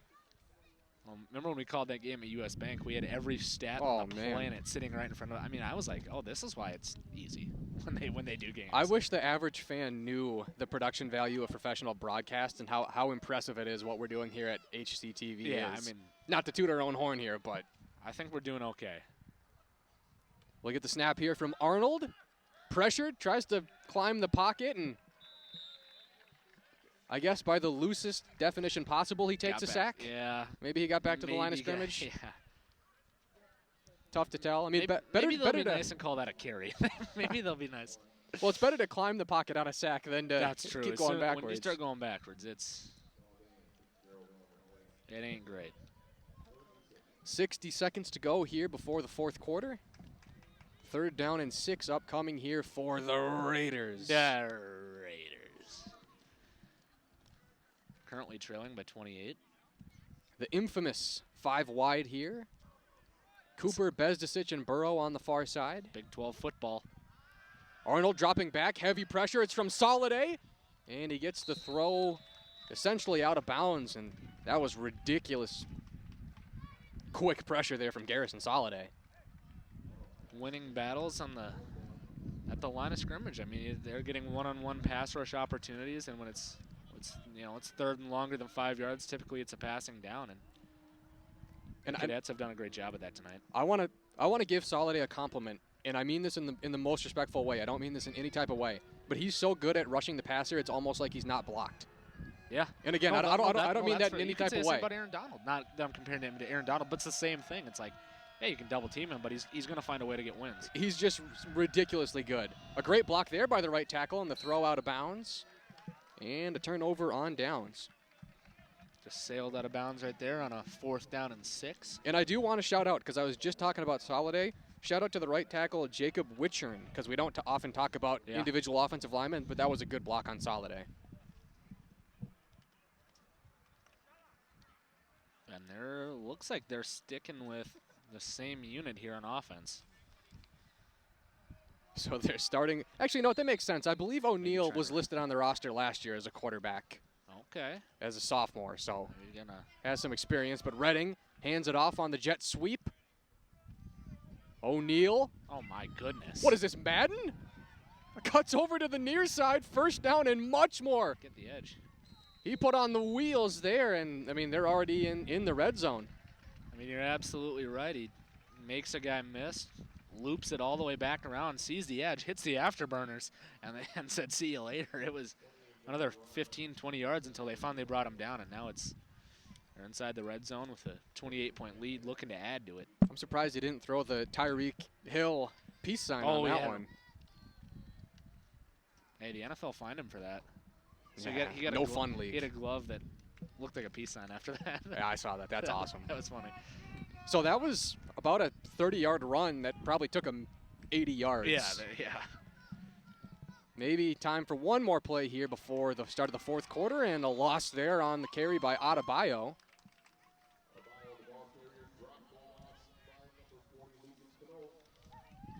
And with that, we're going to reach the end of the third quarter. After 3, it's a 35-7 lead for the St. Thomas Academy Cadets over the Hastings Raiders.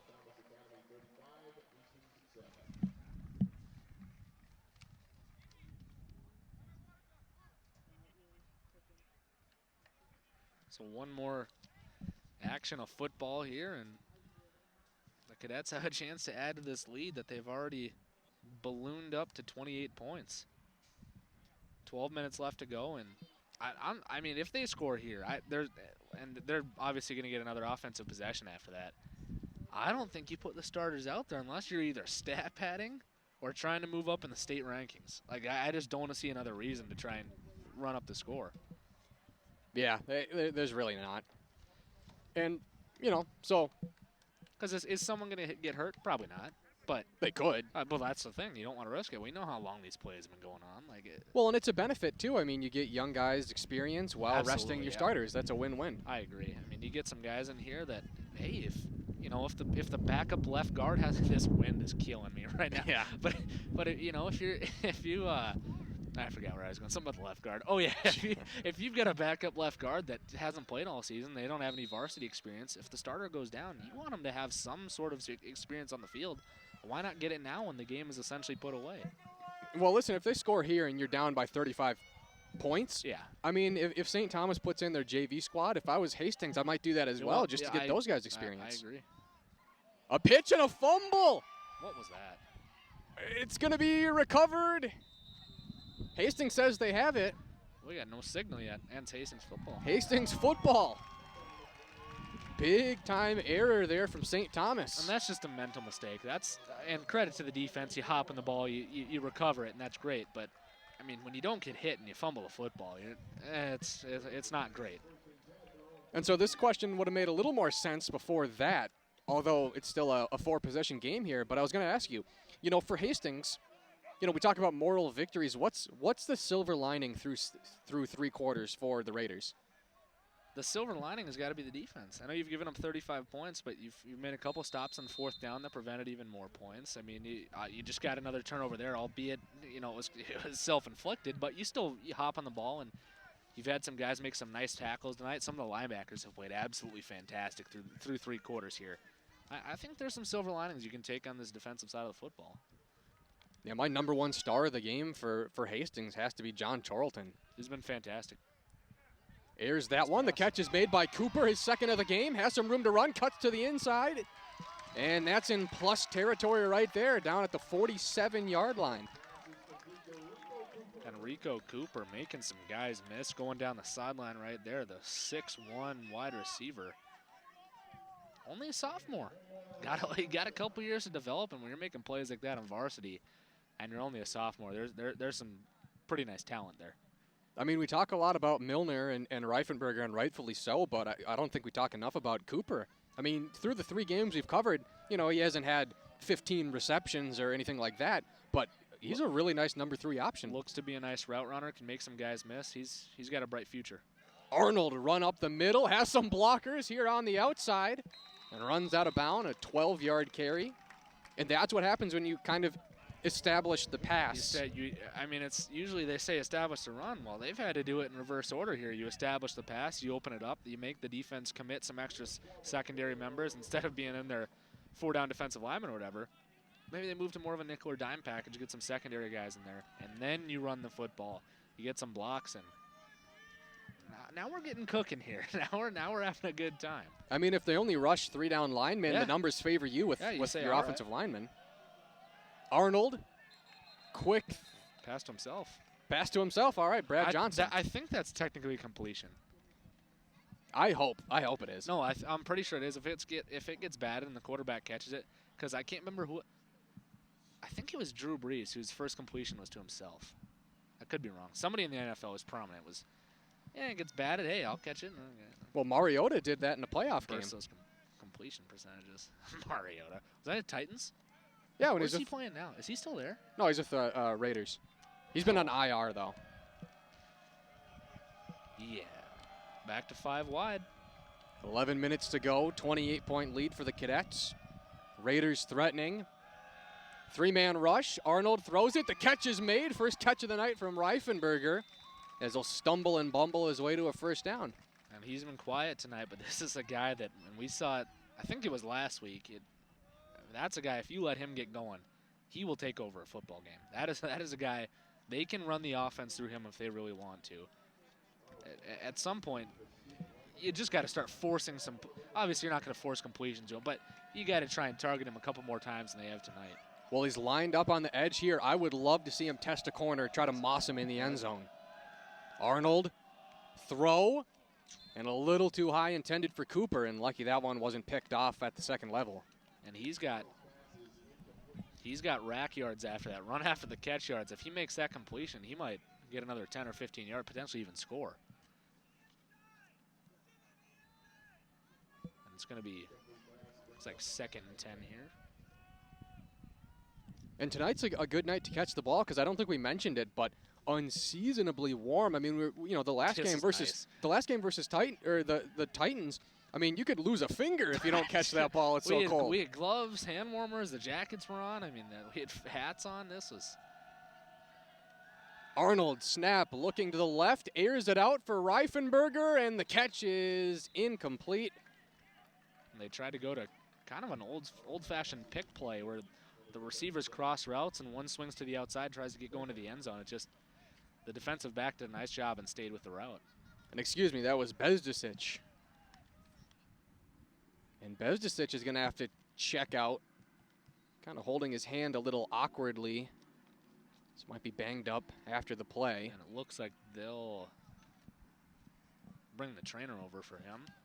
You got to hope he's okay, so they'll send in someone else and likely go back to the 5 wide on this 3rd and long. And they do. So they'll sub in Lucas Knoll in the slot. 3rd down, carry up the middle. Arnold taken down inside the 20. And obviously going to be 4-down territory. I actually don't mind that play call. They've only been rushing 3 on the defensive line because they know that they've had success with this 5 wide.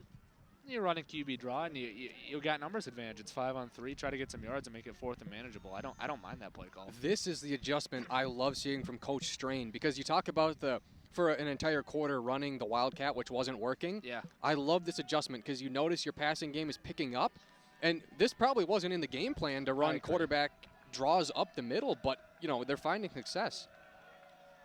They could honestly go to it again here. I doubt they will, but they could.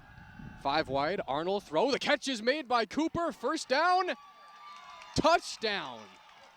17-yard touchdown on 4th down for Rico Cooper. 2nd passing touchdown of the game for Axel Arnold. That's a 35-13 proposition. Less than 10 minutes to go. And we were talking about a young man with talent just maybe 5 or 10 real-time minutes ago, and that's the guy that we were talking about. I mean, Rico Cooper has been fantastic. Like we said, only a sophomore. He's had some, kind of chunk plays here tonight, and now he has a touchdown to put on top of it. This has been a really good game for him and something that he can build on moving forward. Yeah, I mean, again, to be on varsity as a sophomore means you're ahead of the curve. Yeah. And when you're playing well on varsity as a sophomore, you're even further ahead of the curve. He's he's in a good spot. You know, and again, like I mentioned, I love the adaptability from the Raiders as well, because you notice, not that you weren't necessarily having success with Milner, but it was getting a little repetitive. I mean, it was always these quick passes to Milner, but then, you know, recognizing that, you know, Cooper's out there. Elsewhere, absolutely. Yeah. And they've, you know, it's 35-14, and there's 9 minutes left. So the writing's pretty much on the wall that the game is over. But there's some positives. Like I said, you asked me earlier, you know, where are the silver linings? I think you take a look at Rico Cooper. He's got to be a silver lining tonight. He's played fantastic so far. Oh, we had some chance breaking out. Yeah, the crowd's not very much into it, unfortunately. Yeah, I respect the enthusiasm, the though. crowd down 21 isn't quite feeling it as much as you'd maybe hope. That's unfortunate. I respect those fans. They're good fans here. Well, good fans from St. Thomas, too. Yeah, That's pretty well traveled. Well, and I've said it a couple times, man. I'd love for these stands to be full. That'd be awesome. Onside kick, and it's recovered by Hastings. Who saw that coming? Put up a quick touchdown, and suddenly it's 2 possessions. That makes sense why they were having a meeting on this side of the field right before the kick. And as someone who, you know, I claim to be pretty good at this stuff, this wind is Are we in Twister? What's going on right now? No, we're not in a terrible 1980s movie. I liked that movie. Even the motorcyclists are getting into it. Motorcyclists, the sirens that we've heard multiple Oh, times. man. The wind. I've never seen more sirens I was going to say. from McNamara Stadium. I don't know what's going on, and this wind isn't helping. But, man, this crowd has suddenly gotten energized. If they score, it's literally 2 possessions. It sounds like I'm reporting from a hurricane. Arnold airs that one out. The catch is made by Burrow. Down at the 30-yard line, a 22-yard strike. We are cooking with gas. All right, I just had to let that sit because that's 100% going on your highlight reel. That was a great call. That was a great call. I'm still yet to drop us Leblowy. Hopefully we can drop it on this one. The onside kick didn't earn it. I mean, that's a play call right there. That's a Oh, nice man. play call. That's playing to win, not playing to lose. They've got 3 timeouts left. It's a long shot, but suddenly there's some signs of life here. This game's getting real interesting. Arnold, throw a little low and incomplete. Well, if they keep rushing 3, Arnold's, I know he's wearing number 7, but it looks like a number 12. Is that Tom Brady? Like, if they keep rushing 3, he's going to continue throwing dots. It's going to be lasers down the field. Well, I thought you were saying he's starting to look like Michael Vick with all these rushing yards he's getting. Oh, man. I try not to comp Michael Vick too much. Don't worry, I'll do it, so you don't have to. Thank you. Less than 9 minutes to go. 5 wide, Arnold. Carry up the middle, finds a hole. The comp is legit. Zablawi! Touchdown, Arnold! A 30-yard touchdown run. And dare I say, we're on upset alert. Oh, my goodness. Oh, my goodness. What's going on? What's going on? Our pets' heads are Onside falling kick off. again if they come out onside, man. Why wouldn't you? There's a Blowy call. That has to go on the reel. Oh, that's definitely going on the reel. Hopefully we have Dude, the call. it was like 7-0. I blinked, and there's been 55-point score. At the 4:11 mark in the third quarter, it was 35-7. Sorry about that. So that's 3 touchdowns on the night for Arnold, 2 passing and 1 rushing. I better not. Oh, my. An offensive lineman almost got pushed back into that. Oh, Lord. Oh, no. You know what, Reagan Hooverman? I'm doing it. I'm officially doing it. I'm doing it. If not now, then when? If not now, then when? All right. I'm officially putting this game on upset alert against the #1 team in 5A football. 8:42, 35-21. You better not timestamp this. Oh, and on upset alert. Write this down. I'm writing it down. You like to write things down. I know you write this down. I don't have a pen. I don't have a pen. Well, I'll write that. We'll remember it then. That's what it is. This might be the funnest game we've done all year. I agree with that. Wow, he had some fans asking for another onside. I think we might see it. There was another meeting. I don't think he'd do it again because they're planning for it. I mean, he's facing towards kicking it to that side. I just think now that it's 14, I don't think you do it again. Well, they're definitely lining up for an onside kick here. I'll be honest, I don't like this. Regardless of outcome here, I'm going to say it now, just in case they recover it. I mean, there's no guarantee you stop them defensively. No, but you.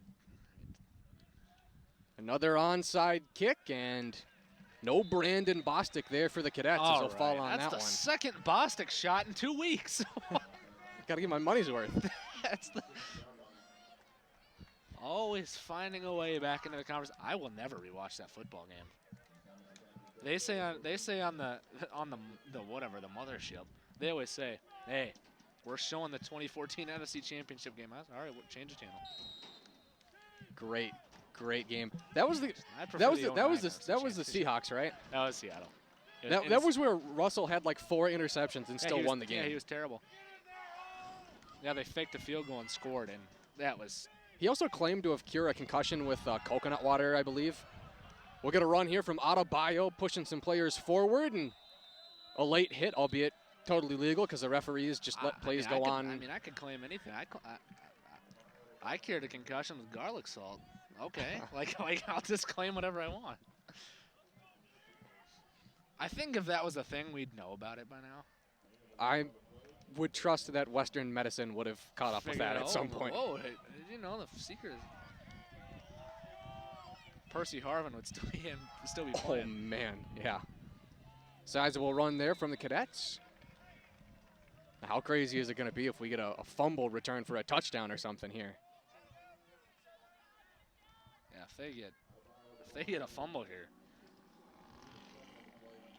the limited amount of fans will explode. Well, certain fans will lose their mind. We know a couple.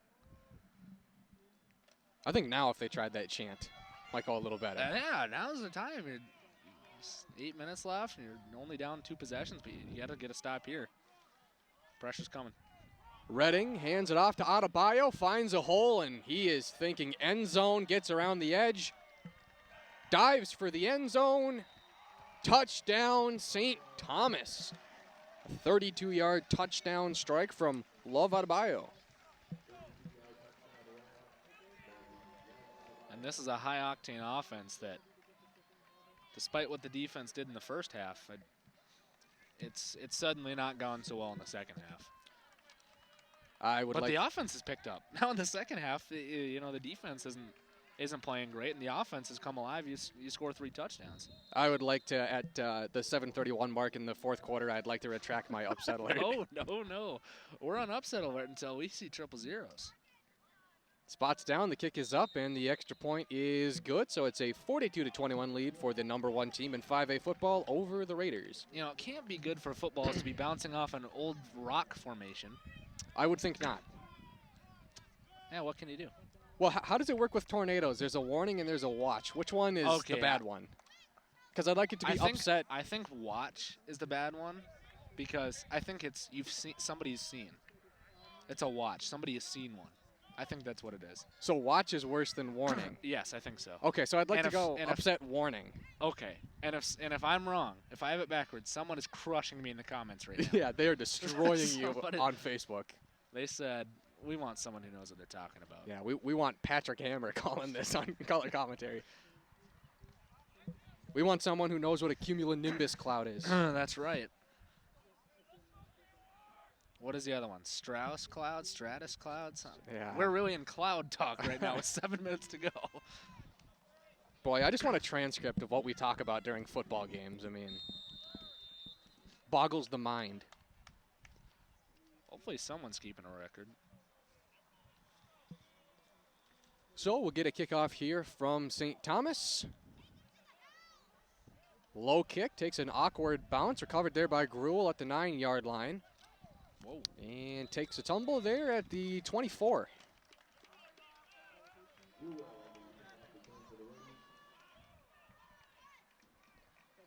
And you know, you're still down by 21 points. And I know we said this for a lot of Hastings games this year, and I know it's true. You look at the box score and you go, wow, that must have not been a good game. But when you delve deeper into the context, I mean, they're actually playing the #1 team in 5A very well. And this is what I was talking about with, what's the silver lining? Getting enough momentum on the field so that when you go on the road next week, a tough game at Simley, maybe you come away with that one. I mean, I think you can take away. You've put 21 points up on one of the best defenses in the conference. Quick catch made there by Reifenberger, just short of the first down marker.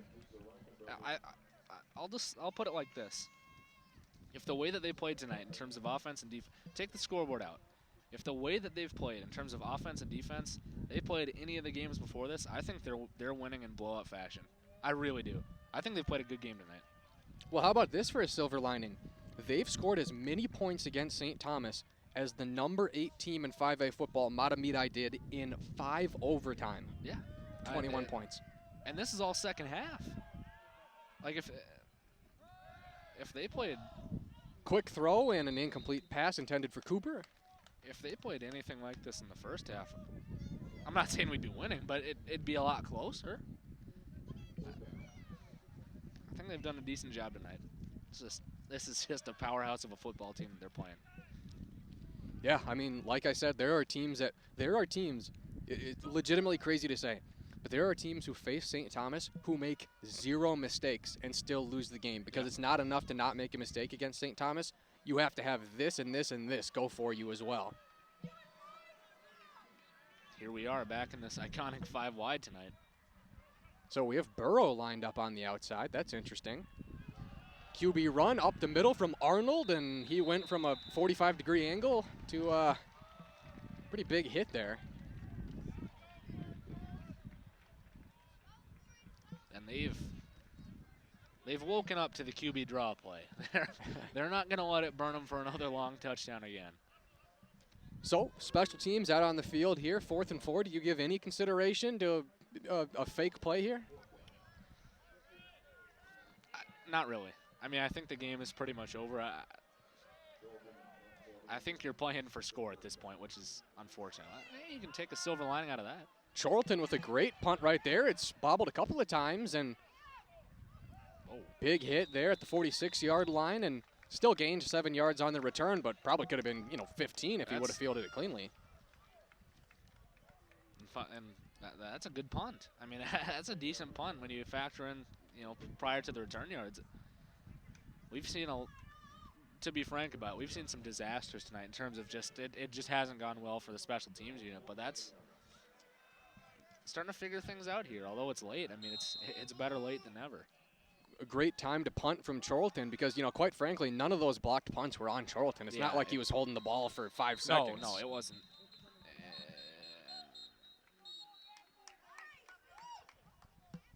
Well, I don't understand the need for 8 whistles. 7 wasn't good enough? Oh, I think there might have been some words. I heard him yell stop.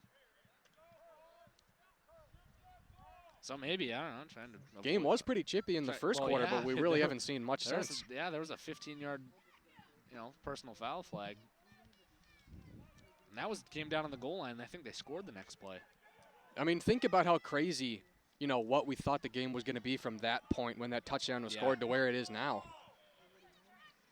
I mean, we were thinking, 56-0 that's a great stop there from the Hastings defense. A loss of yards there for St. Thomas. Adebayo on the carry. And I know they got out to a quick 14-0 lead, the Cadets did, but after that it was pretty quiet for a while. I think it was 21-0 at half or something like that, and now there's 63 points that have been scored tonight. And these are my favorite type of games, games that at least have action.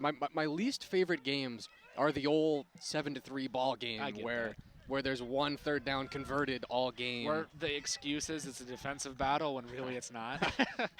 That's a code word for a boring game. Yeah. QB run here from Redding, trying to figure out where to go, and he's tackled from behind, and looks like he's going to get enough for a first down. There's a difference between defensive battle and not good offense. There's a difference between the Rams and the Bears and, you know, the Jets and the Dolphins from last year. Absolutely. The Jets plus 100,000. Oh, man.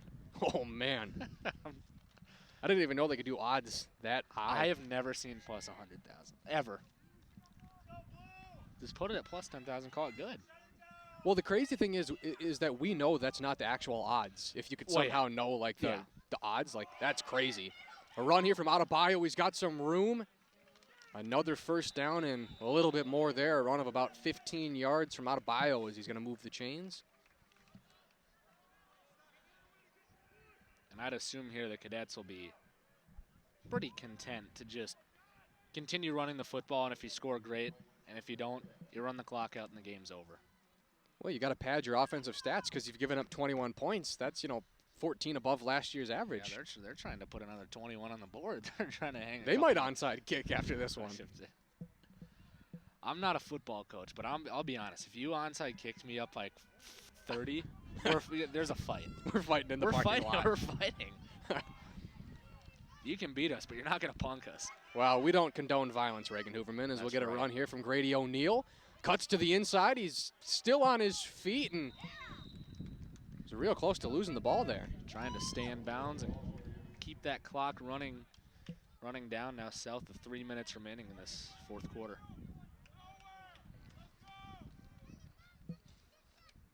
Yeah, the clock continues to tick. In all likelihood, it's going to be a win here for the Cadets, and they'll move on to 5-0 on the season. They've slowly climbed. This was a team that lost in the state finals last year, and I think they came into the year ranked 3 or 4, and they've just slowly climbed each week. Unfortunately, there's no QRF this season, at least not that I could find, but they are the #1 team in 5A football. They'll likely advance to 5-0, and the Raiders on the other side will drop to 1-4.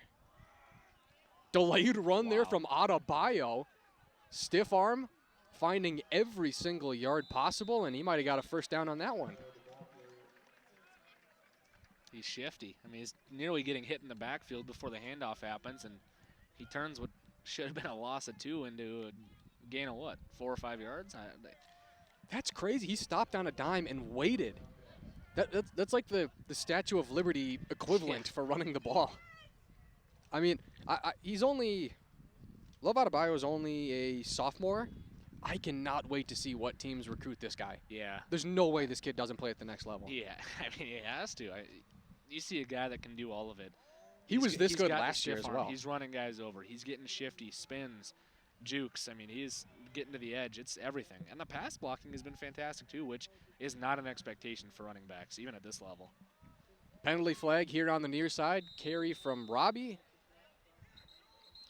Little aggressive after the play. Joe Vassalero, the son of, I forget the guy's name, but Vassalero. I don't know.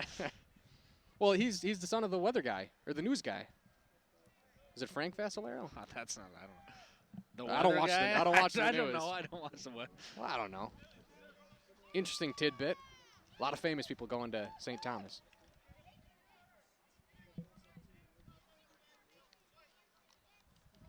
An illegal formation call here on St. Thomas. Less than 90 seconds to go.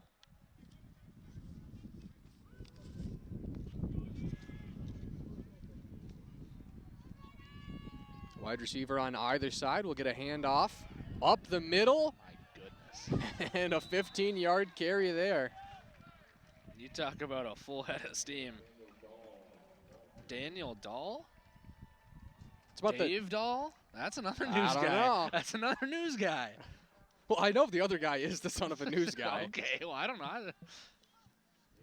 Believe me when I tell you I have zero connections in the business, so I don't know. Is it possible to have less than 0? I think that's where I'm sitting currently. Yeah.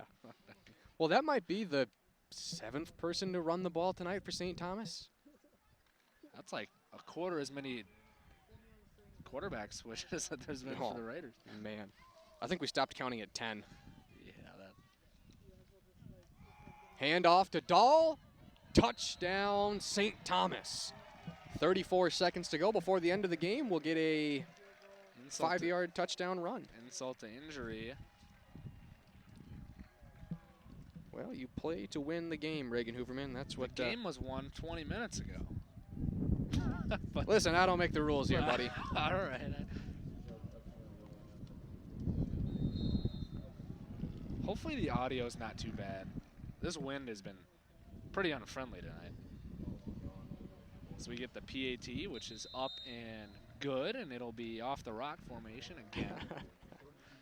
Gonna leave a scuff mark up there. That ball's taking a beating. Well, Hedin put so much mustard on that extra point kick that I thought it was going to go into the street.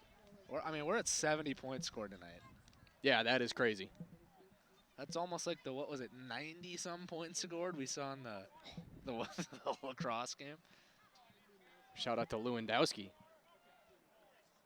I will interview that guy one day about that game. I'm surprised he's not playing it. I actually don't think it would be that hard to get a hold of him. I thought about just DMing him on Twitter. Yeah, just be like, hey. I'm sure he'd love to talk about it. I'd be like, hey, man, can we get you on a call to do a recap of this game where you Would you lit be on the field? call with me if I do it? I'd do it. Will you be on a call where we talk about the game where you lit the field on fire? It's not for any media publication. It's just a fanboy. Oh, man. So tell me about when you threw your 8th touchdown pass. I would genuinely like to know what's the mentality. Because Mamba. Our discuss, well, absolutely, but that's a great answer. We go, I mean, he's trotting out there, and they're up 30. It's like, and they're throwing 60-yard streaks. The craziest game I've ever seen. Although this one rivaled it for a couple of minutes. Yeah, this was. We'll get a squib kick here. It's going out of bounds. That's going to start at the 40. Throw the flag. There it is. So the Raiders will start this possession on the 40-yard line. You know, I'd like to see a flea flicker, just to say I've seen one. Wouldn't that be nice? That would actually be fun. Oh wait, I forgot. They start at the 20, not the 25. So the 15-yard penalty will go out to the 35, not the 40. What are you, not a high school? No, I forget the high school rules are different than the NFL rules. Been saying this is why we need Jim Sturm. That's a JS3 reporting live from the sideline. I'm down here on the sideline. I would love to see Eastview tape of Jim Sturm playing on the offensive line. I would love to see that. I'd pay good money for that. Sturmiitis laying the wood. I wonder how many pancake blocks he's had. I wonder how many pancakes he's eaten at halftime. It's unlimited. Oh, It's man. infinity. Sandquist with a quick throw. The catch is made and out of bounds at the 40-yard line.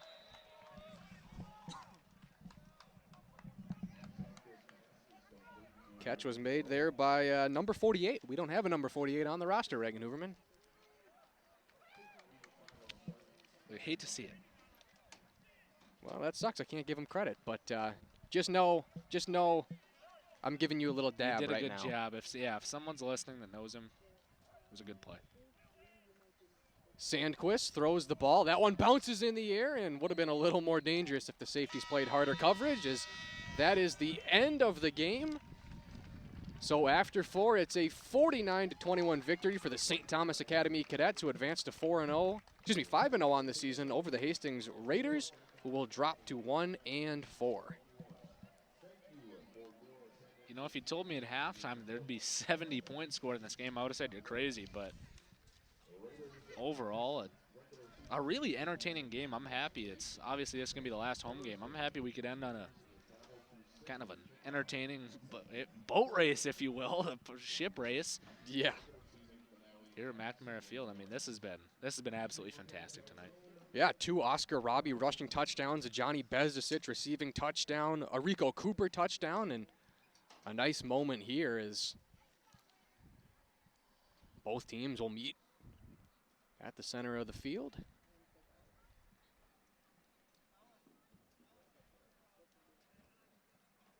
Short moment of silence.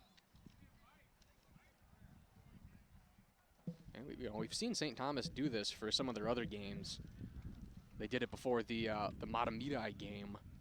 I can't hear on the field, but I know that they do pre-game and post-game prayers. Looks to be that's what's going on right now as we find a way to get going.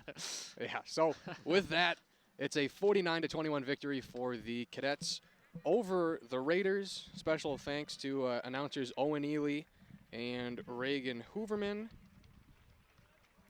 Assistant Director and Tech Director Kurt Radke. On cameras, Mike Bramer and Dave Wasilick, and Hunter Pinky. Thanks for tuning in, everybody. This has been HCTV Sports.